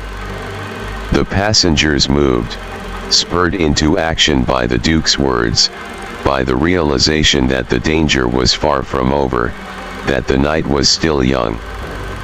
They worked together, driven by fear and determination, knowing that they had to be strong, that they had to be united, that they had to be ready. For the skinwalkers were out there, watching, waiting, hungry. And the battle was far from over. The tension in the room was palpable as the Duke, the driver, and the stranger huddled over the map, desperately searching for options. The others looked on, fear and anxiety etched on their faces. The constant harassment by the skinwalkers, the bumps, the cracks, the shadows outside the windows, had worn everyone's nerves thin. "We're trapped here," the driver said, frustration evident in his voice. "There's no way we can walk to any of these places, not with those things out there. And even if we could, the cops are probably in on this," the stranger added, his eyes dark with suspicion. "Judging by how this area is well traveled, this would have been out by now in the news. The farm is useless, and the gas station is too far," the Duke said, his voice calm but filled with urgency. "We could signal them from the roof, but—" "Get real," another passenger interjected, his voice filled with scorn. Nobody here knows signal lamps. An elderly passenger, his face lined with age and experience, spoke up, his voice loud and firm. Well, I was in the Navy, and I'm a little rusty, but I'm sure I could. The room fell silent, all eyes on the old man. The Duke looked at him, his eyes assessing, considering the possibility.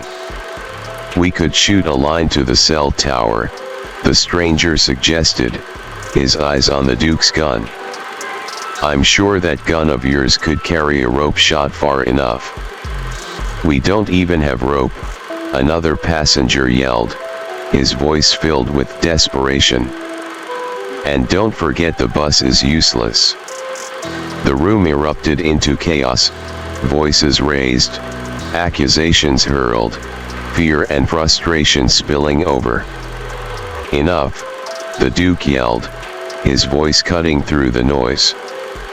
We need to stay calm. We need to think clearly. We need to work together. He looked around the room, his gaze meeting each pair of eyes, his presence commanding, his words soothing.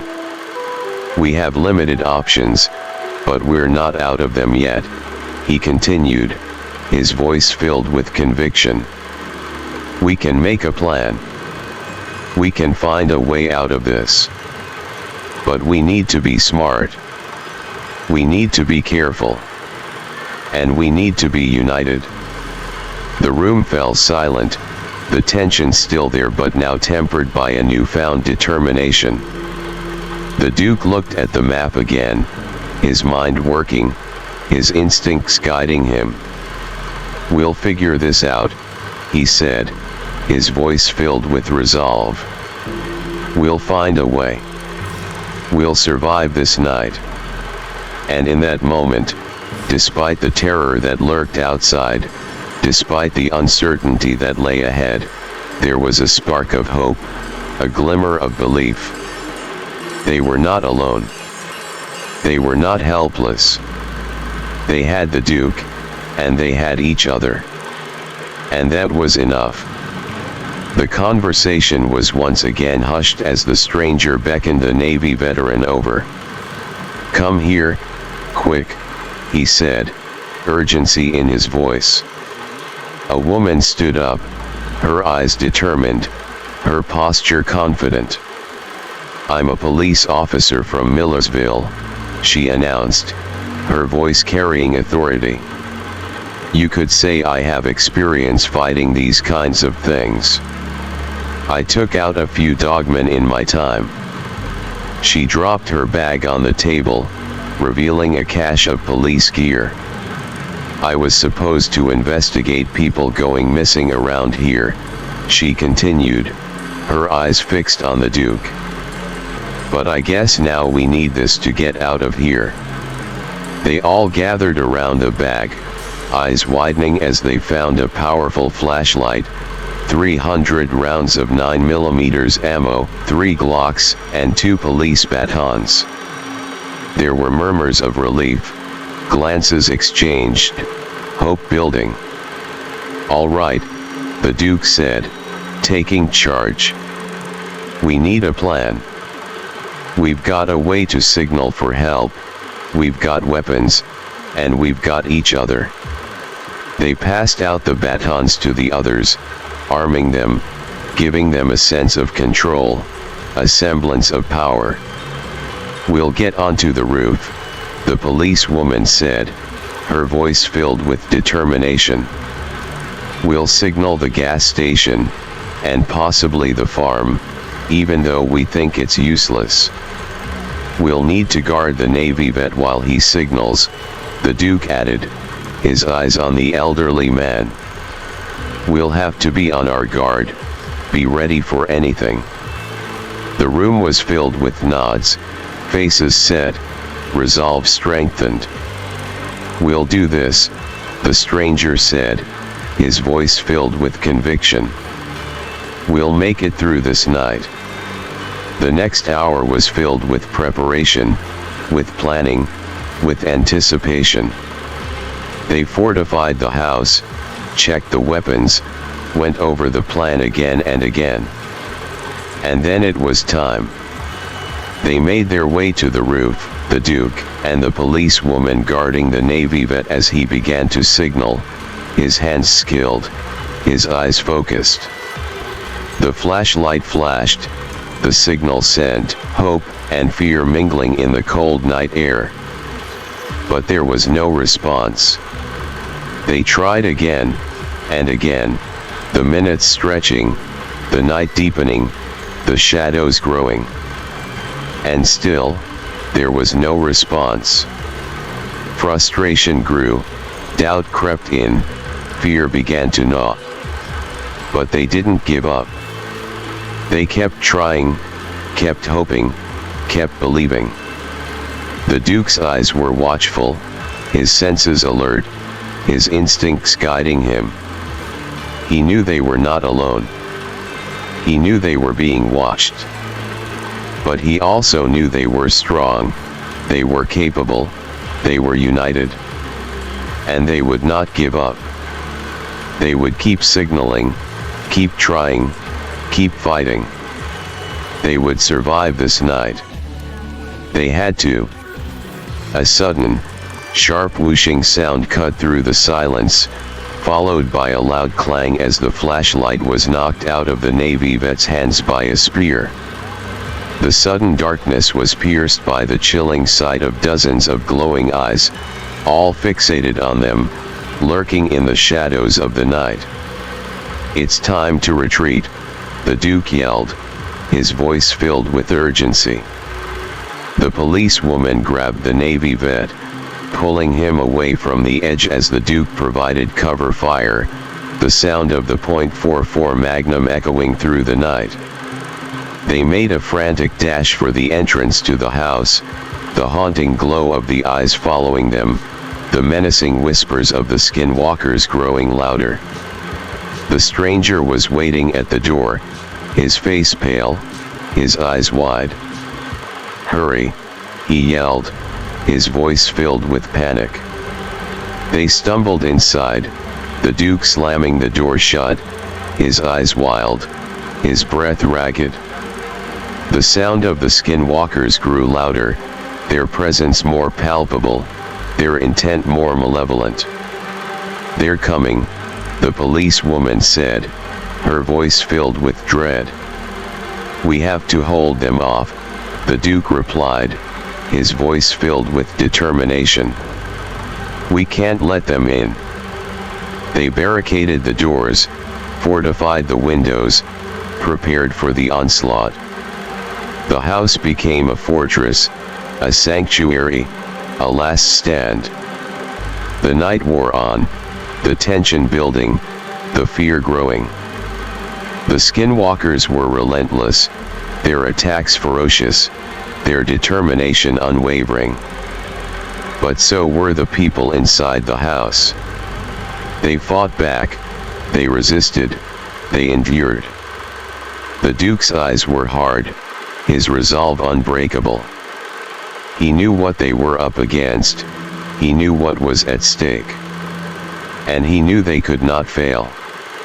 They would hold the line, they would stand their ground, they would survive the night. The battle raged on, the house a beacon of defiance, a symbol of hope, a testament to the strength of the human spirit. And as the night wore on, the Duke's mind began to wander, to think of the other versions of him, the other worlds he had seen, the other battles he had fought. He knew this was just one battle in a never-ending war, one fight in a multiverse of chaos. But he also knew that no matter the odds, no matter the enemy, no matter the world, he would always fight, he would always resist, he would always endure. For he was Johnny Vanduke, and he would never give in, never surrender, never falter. He would keep fighting, keep striving, keep surviving. No matter what. The howls and screeches of the skinwalkers seemed to subside, retreating back into the dark, dense woods. The night turned eerily silent, the tension still thick in the air, the fear still palpable. But inside the house, a temporary relief washed over the faces of those who had survived the onslaught. The Duke, still vigilant, his eyes narrowed, surveyed the surroundings, trying to make sense of the sudden withdrawal of the Skinwalkers. "Maybe they're regrouping," the policewoman said, her voice filled with uncertainty. "Or planning something else," the Duke replied, his voice grim. But they didn't see what was happening just outside their makeshift fortress. The bus that had served as their barricade was now under siege. Several Skinwalkers, cunning and relentless, were tearing it apart, their claws and teeth gnashing through metal and glass. They were working silently, methodically, their intent clear, their strategy brilliant. They were not just attacking, they were infiltrating, finding a way inside, breaking down the defenses. The Duke's instincts were tingling, something in the back of his mind nagging at him. He couldn't shake the feeling that this was not over, that something more sinister was at play. He moved to the window, peering out into the darkness, his eyes straining to see through the night. But the bus was hidden from view, the Skinwalkers' plan concealed, their approach undetected. "We need to stay alert," he said finally, his voice filled with a foreboding sense of dread. "This isn't over. Not by a long shot."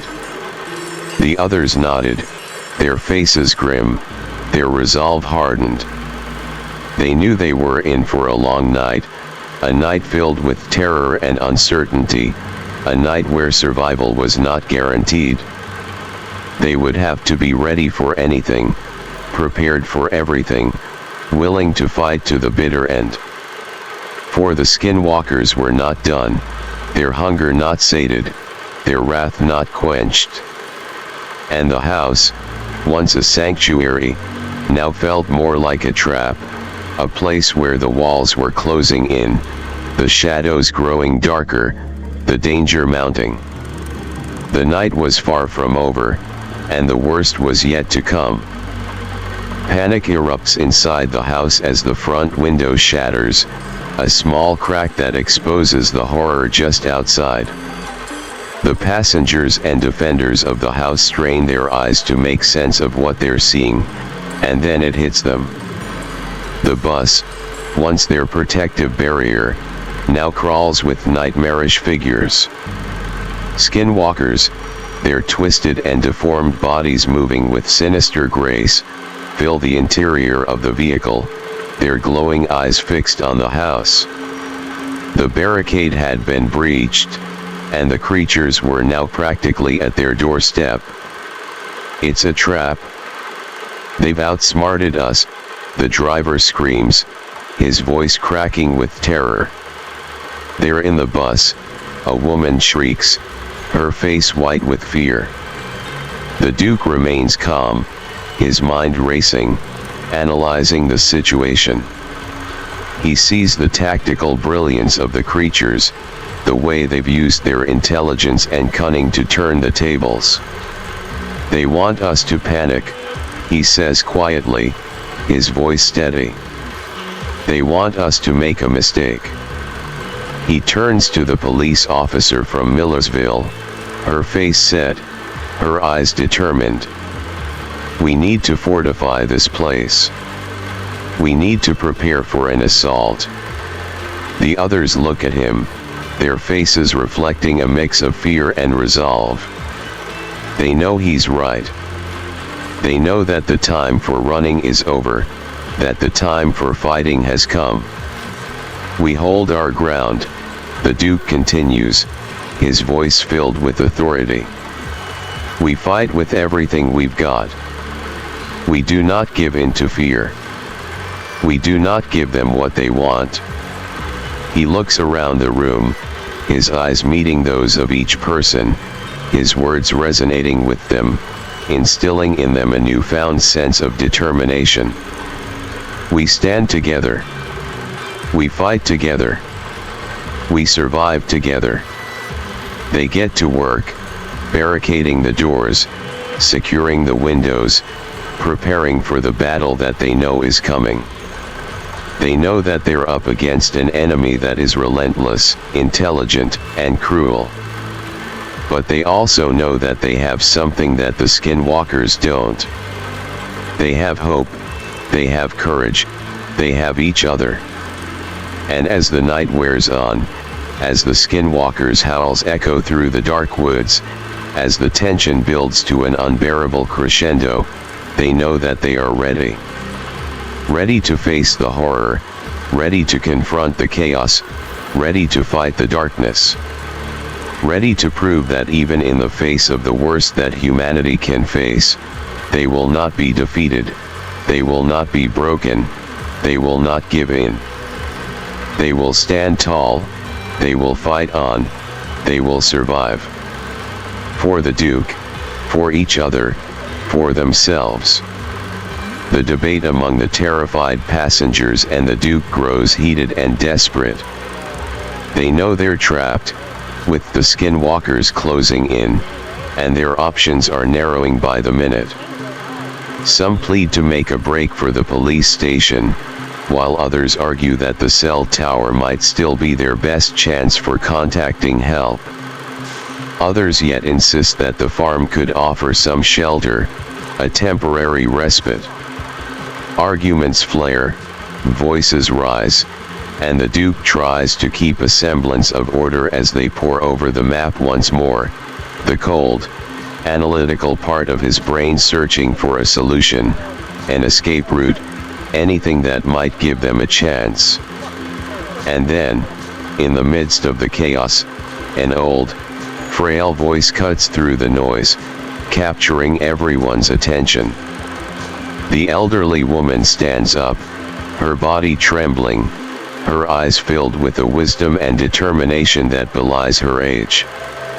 She holds up a faded, yellowed piece of paper, her voice quivering with conviction. I've been paying attention to the build of this house and looked around. I found this in one of the cabinets. It's a design plan for the house. My grandma used to tell me how certain houses up north would contain tunnels for the Underground Railroad back during the Civil War. My eyesight is bad, though, so if someone can read this, we might have a way out. A hush falls over the room as the realization sinks in. The Duke takes the paper from her hands, his eyes widening as he scans the design, his mind racing as he sees the potential, the hope, the lifeline that they've been handed. You may have just saved us all, he says, his voice filled with awe and gratitude. The police officer from Millersville takes a closer look, her trained eye quickly discerning the layout, the hidden passages, the escape route. There's a tunnel, she says, her voice filled with excitement and hope. It leads to a hidden exit, about a quarter-mile from here, close to the farm. The room erupts in cheers and tears of relief, the weight of despair lifting as they realize that they have a chance, a way to escape the nightmare. But the Duke knows that it's not over yet. The Skinwalkers are still out there, still waiting, still hungry. We need to move quickly, he says, his voice firm. We need to be careful, quiet, and fast. We have a way out, but we're not safe yet. They gather their belongings, their weapons, their courage, and they prepare to face the dark, to descend into the unknown, to escape the terror that awaits them above.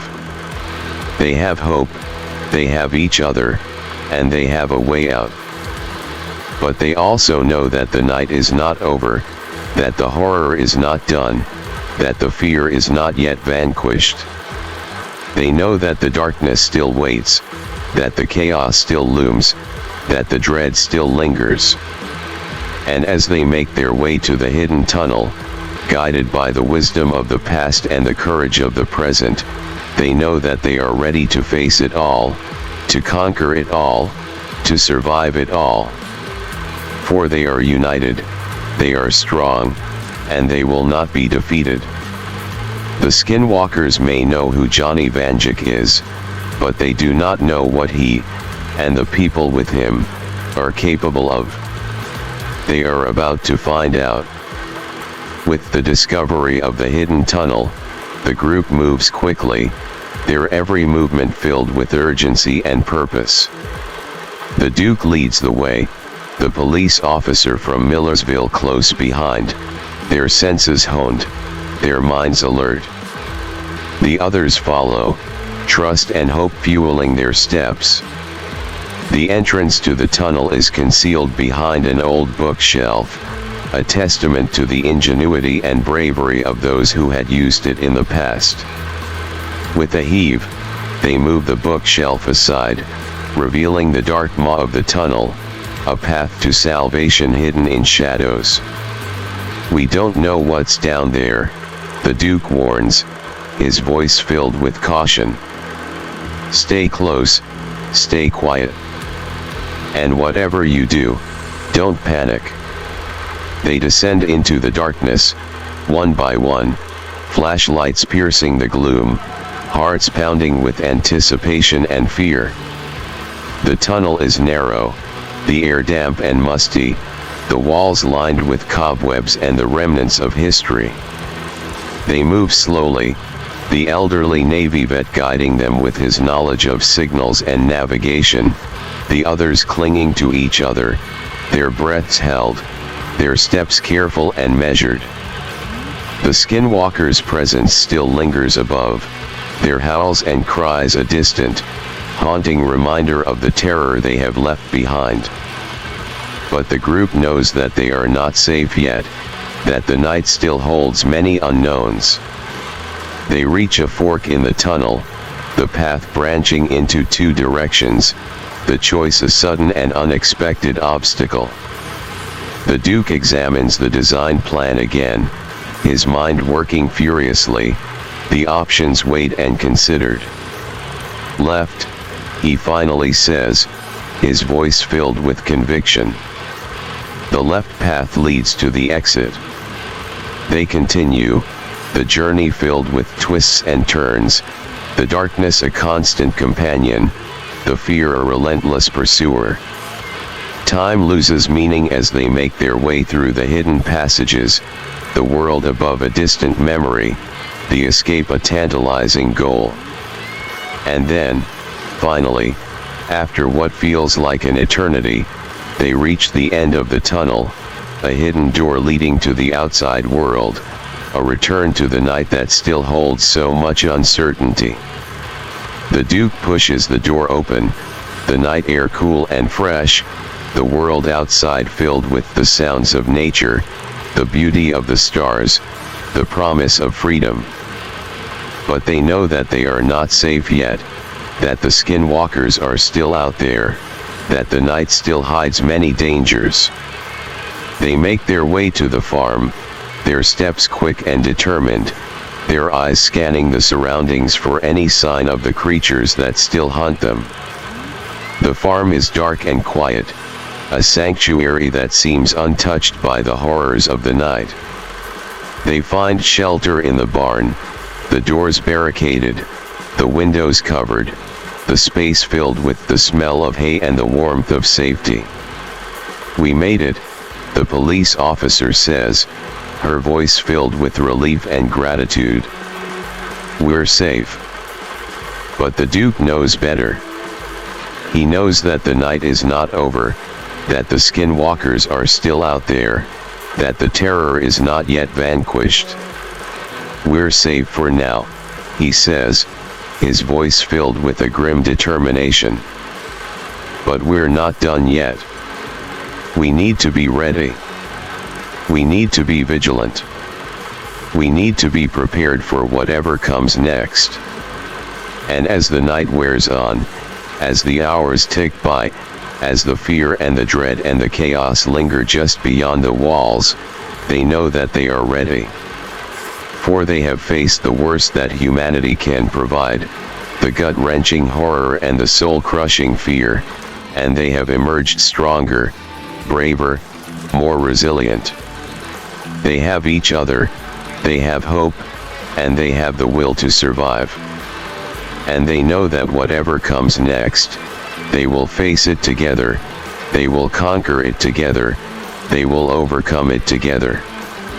For they are united, they are strong, and they will not be defeated. The night may still hold many terrors, but they know that they are ready. They are ready for whatever comes next. And they know that they will not be broken. The Duke's eyes narrow as he takes in the horrific sight, the realization sinking in like a cold dagger to his core. The leader of the Skinwalkers, towering over the rest, eyes gleaming with malevolence and intelligence, seems to pierce through the darkness and into the very soul of the Duke. And among the ranks of the demonic creatures, the unmistakable uniforms of the local police, the betrayal a stark and brutal confirmation of his earlier suspicion. He turns away from the window, his mind reeling, his heart pounding. The barn, once a sanctuary, now feels like a trap, the walls closing in, the fear mounting. The others sense his tension, their eyes filled with questions, their faces etched with concern. "What is it?" the police officer from Millersville asks, her voice filled with worry. "What did you see?" The Duke hesitates, the words caught in his throat, the truth a bitter and painful revelation. "They're surrounding us," he finally says, his voice steady, his resolve unbreakable. "There are hundreds of them. And the police, the local police are with them. They're part of this." A gasp of disbelief, a murmur of terror, the shock and the horror spreading like wildfire. "No," the elderly woman whispers, her face pale, her hands trembling. "It can't be true." But the Duke knows the truth. He has seen it with his own eyes, he has felt it in his very bones. "We need to stay strong," he says, his voice filled with authority and determination. "We need to be ready. We need to fight." The others look at him, their eyes filled with trust, their spirits lifted by his confidence. "We'll get through this," he continues, his words a promise, a vow, a declaration of war. "We'll survive. We'll beat them. We'll win." And as the night stretches on, as the terror mounts, as the enemy draws closer, they know that they are not alone, that they are not helpless, that they are not defeated. For they have the Duke, they have each other, and they have the will to fight. And they know that they will not go down without a fight. The night may be dark, the odds may be against them, the enemy may be relentless. But they are ready. They are united. They are strong. And they will not be broken.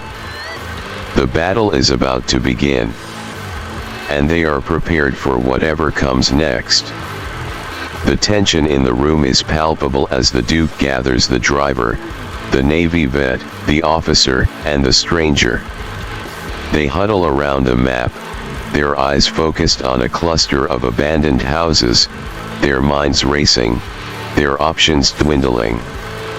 "It probably what remains of the original Little Britain," the Duke says, his voice filled with grim determination. "We might find answers in there, maybe a way to keep them at bay, but it's very loose." The others look at him, their eyes wide, their faces filled with fear and uncertainty.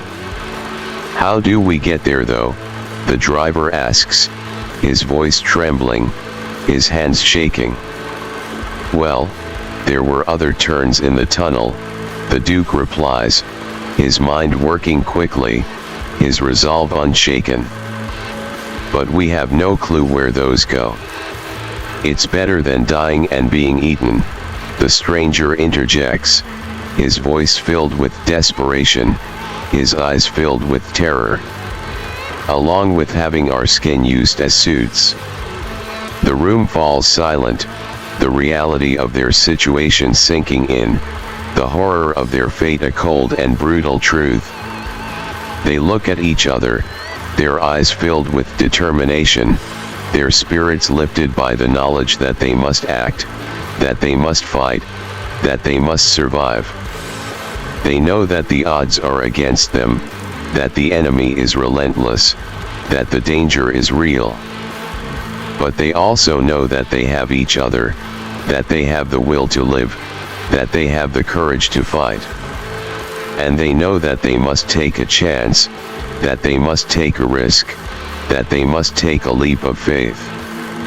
For the alternative is unthinkable, the alternative is unimaginable, the alternative is unbearable. They will not give up.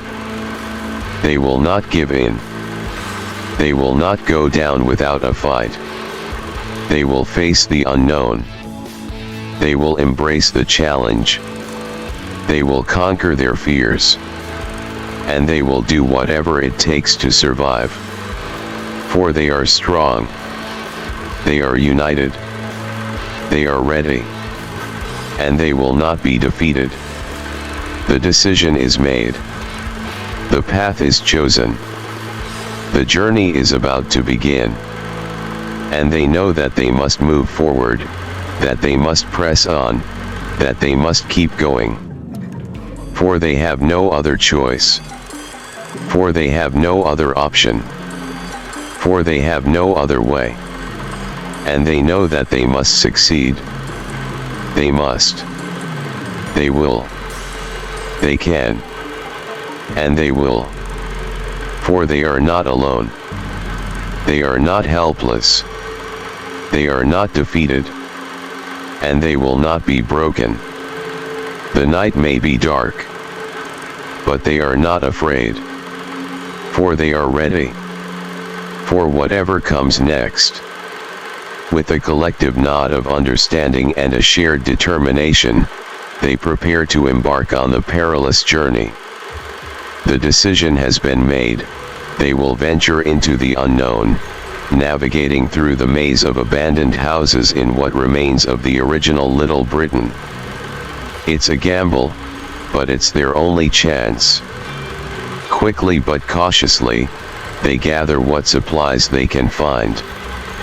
Hatchets, pitchforks, and the remaining ammunition for the Glocks are divided among them. The elderly Navy vet takes charge of organizing the signaling equipment, while the police officer from Millerville ensures that everyone knows how to handle the weapons. The Duke surveys the group, his eyes meeting those of the driver, the stranger, and the others. They know the risks, but they also know that staying put is not an option. The house won't hold for much longer, and the relentless assault of the Skinwalkers shows no sign of abating. The leader's out there, the Duke whispers to the others in the huddle. I saw him, and some of them are wearing police uniforms. We're on our own. The reality of their situation becomes even more chilling. Trusting outsiders isn't an option. They must rely on each other and their own resources. As the howls and cries of the Skinwalkers grow closer, they take one last look at the map. The path is unclear, the destination uncertain, but their resolve is unbreakable. We go now, the Duke commands, his voice firm, his gaze steady. Stay together, stay quiet, and stay alert. And whatever you do, don't look back. With those final words, they move out, leaving the relative safety of the house and stepping into the dark unknown. The tunnel looms ahead, its twists and turns a mystery, its shadows a haunting reminder of the danger that lurks within. The path through the tunnels is narrow and winding, and the air is thick with the stench of damp earth and decay. The Duke's ability to see in the dark is their only guide as they press forward, inching their way through the maze. Every sound is amplified, and the echoes of their own footsteps are a constant reminder of the peril they are in. Time loses all meaning in the oppressive darkness. Hours stretch into what feels like days as they move deeper into the labyrinth, their bodies aching, their minds fraught with tension. But they do not falter. They do not hesitate. They keep moving, driven by the unyielding resolve to survive, to escape, to win. Finally, after what feels like an eternity, they emerge into the cold night air. A hidden hatch creaks open, and they find themselves in the center of a group of abandoned houses. The Duke's eyes adjust quickly to the dim moonlight, and he surveys their surroundings. The village, if it can be called that, is a sad and desolate place. The buildings are crumbling, the windows are shattered, and the once vibrant community has been reduced to a ghost town. The silence is deafening, and the sense of emptiness is overwhelming. But they are not alone. The shadows move, the wind whispers, and the very air seems to hum with an unnatural energy. The place is alive, but not with life. It's alive with something else, something dark and malevolent, something that watches and waits. They stand together in the center of the town, their breath visible in the chill night air, their hearts pounding in their chests. The police officer from Millerville scans the area, her hand resting on the grip of her Glock. The stranger, his face pale but determined, clutches a hatchet. The Navy vet, though weary, stands tall and resolute, his experience and wisdom evident in his steady gaze. The driver, his face lined with exhaustion but his eyes filled with determination, turns to the Duke. "What now?" he asks, his voice barely above a whisper. The Duke takes a deep breath, his mind racing, his instincts on high alert. This place is not what it seems. It's a trap, a snare, a lure. The Skinwalkers are not their only enemy. There is something else here, something more dangerous, something more deadly. He looks at his companions, at their tired but determined faces, at their unwavering commitment to survive, and he knows that they must keep moving. They must find answers. They must find a way to fight back. They must find a way to win. "We explore," he says, his voice calm but firm. "We search for clues, for weapons, for anything that can help us. We stay together, we stay alert, and we stay alive." They nod in understanding, and they move forward, each step a testament to their courage, each breath a declaration of their resolve. The night is dark, the path is uncertain, and the danger is real.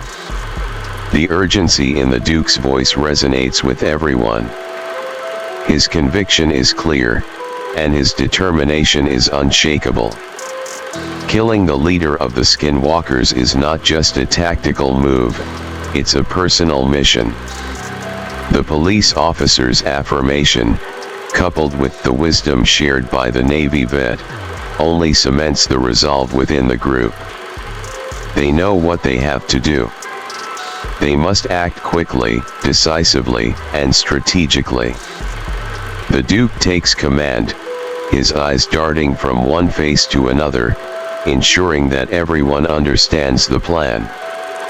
The group of abandoned houses will serve as their temporary fortress, a place to fortify and prepare for the battle that lies ahead. "We're going to take them down," he says, his voice filled with conviction.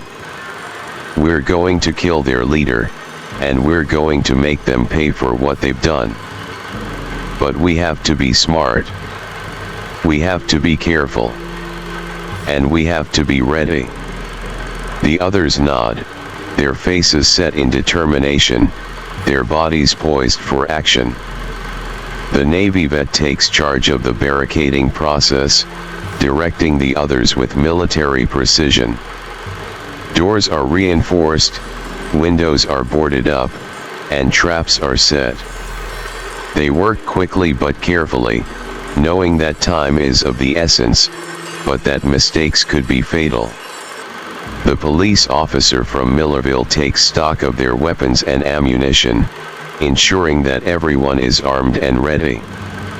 Her experience and training are evident in her calm and methodical approach, and her presence lends a sense of confidence to the group. The stranger, the driver, and the others fall into their assigned roles, each one contributing to the collective effort. They work with purpose and focus, their minds centered on the task at hand, their hearts filled with the desire to succeed. And all the while, the Duke watches and waits, his mind working, his senses on high alert. He knows that the battle is coming, that the enemy is out there, that the danger is real. But he also knows that they are ready, that they are strong, and that they will win.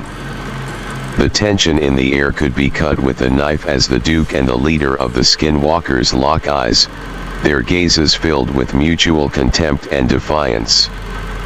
The night is still, the abandoned town holding its breath as if waiting for the confrontation to ignite into violence. The leader of the Skinwalkers, a tall, imposing figure with a face that seems to shift and change, sneers at the Duke. His voice is a guttural growl, filled with menace and arrogance. "You think you can come here, to our territory, and dictate what we do? You think you can challenge us, challenge me, and survive?" The Duke's response is cold, unyielding. His hand rests on the handle of his .44 Magnum, his body poised, his eyes unblinking. "I didn't choose this fight. You did. And now you will face the consequences. You could have left the people alone. You could have stayed away from me.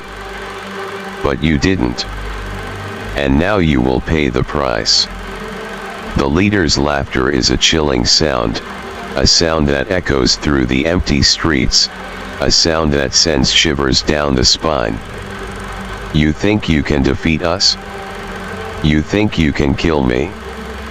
You are nothing, Vanduke. Nothing but a nuisance.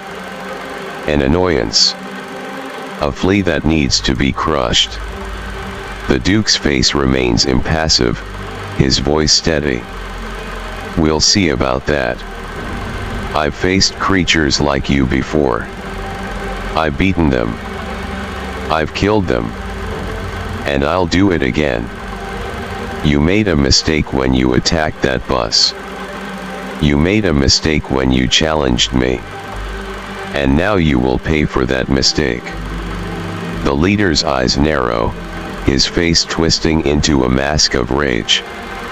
"You will die here, Vanduke. You will die screaming.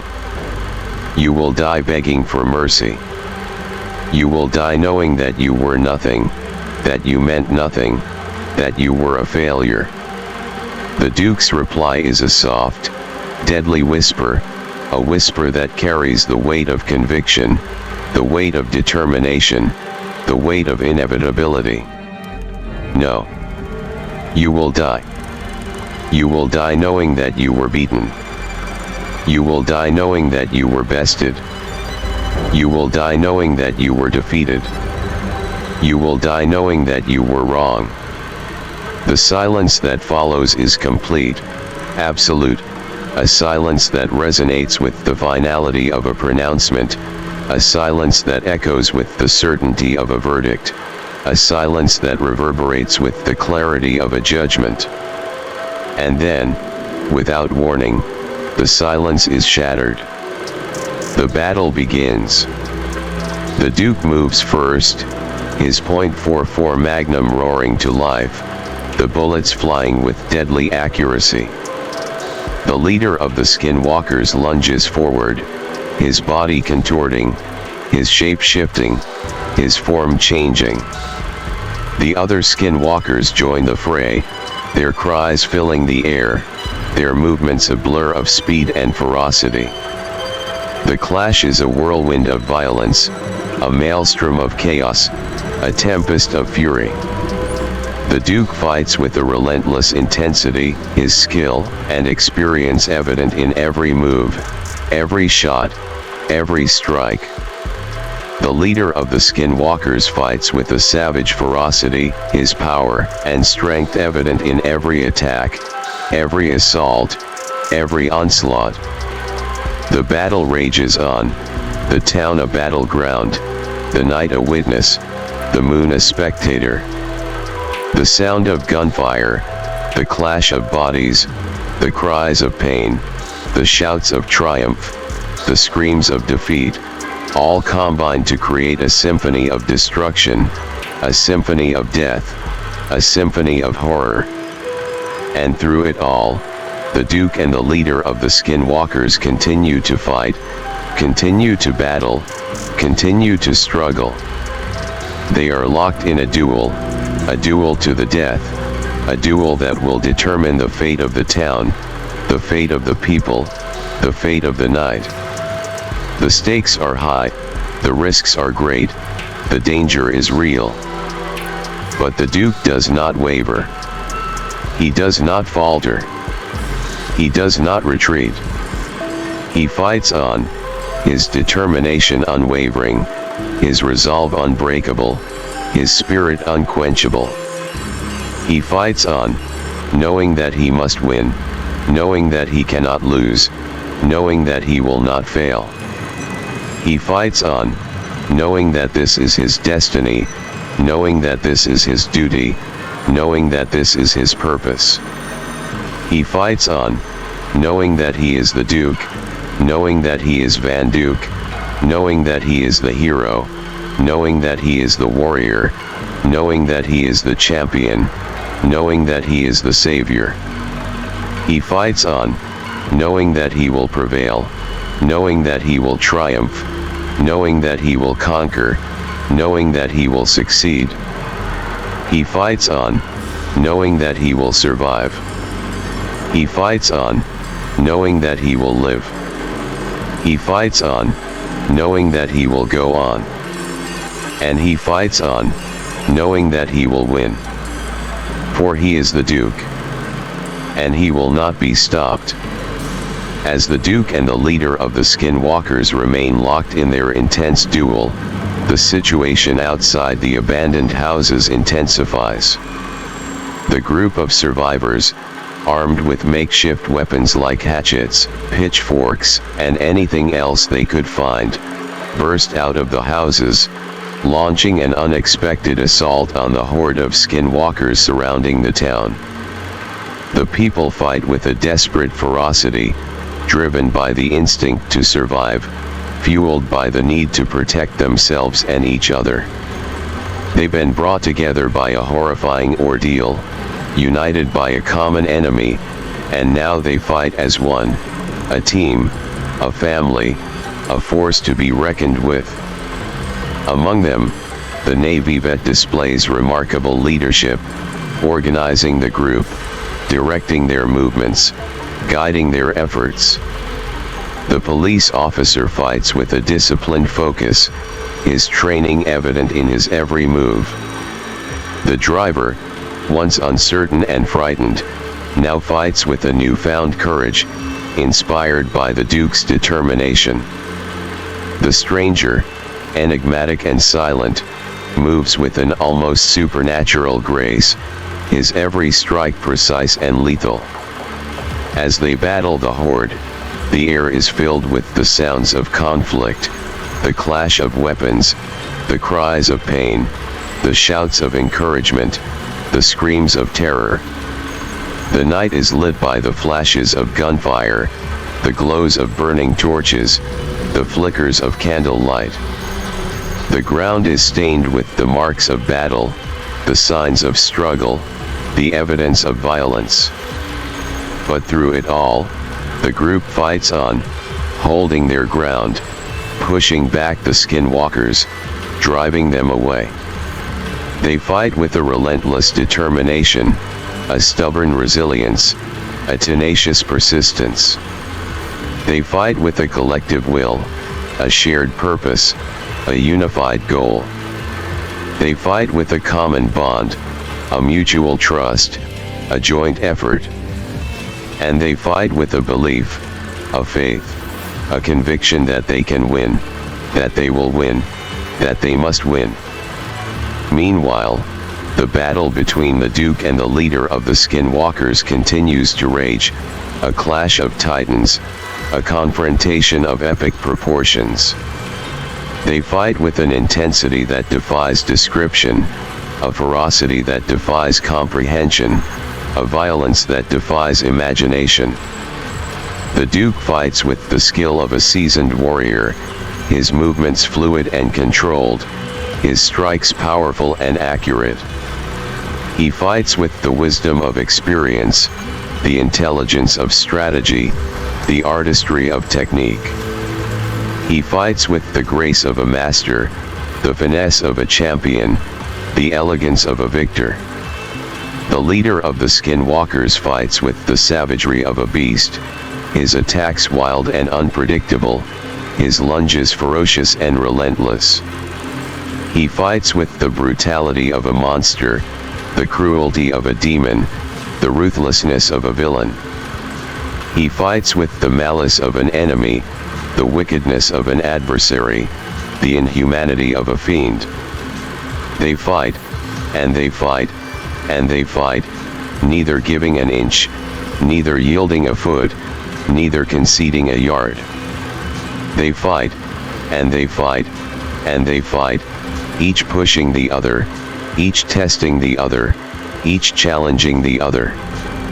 They fight, and they fight, and they fight, each striving to gain the upper hand, each struggling to gain the advantage, each striving to gain the edge. They fight, and they fight, and they fight, their battle a symphony of skill and strength, a ballet of bravery and brilliance, a dance of daring and determination. They fight, and they fight, and they fight, their duel a testament to their resolve, a tribute to their courage, a tribute to their valor. They fight, and they fight, and they fight, and as they do, the people around them continue to battle the horde, continue to hold the line, continue to stand strong. For they know that this is a fight they cannot lose, a fight they cannot abandon, a fight they cannot surrender. This is a fight for their lives. This is a fight for their survival. This is a fight for their future. This is a fight for their destiny. This is a fight for their freedom. This is a fight for their humanity. This is a fight for their soul. And they will fight to the very end. With a cry of triumph, the Duke delivers the final, fatal blow to the leader of the Skinwalkers. The creature's eyes widen in shock and disbelief, a low growl escaping its lips as it falls to the ground, defeated and lifeless. The leader's demise sends a shockwave through the remaining Skinwalkers, their connection to their leader severed, their unity shattered. The humans seize the opportunity, pressing their advantage, driving the Skinwalkers back, forcing them to retreat. The creatures flee into the darkness, their once proud horde now scattered and broken, their once fierce warriors now cowed and defeated. The survivors watch as their enemies disappear into the night, their faces lit with the glow of victory, their hearts filled with the joy of triumph, their souls lifted by the relief of survival. They have won. They have survived. They have lived to see another day.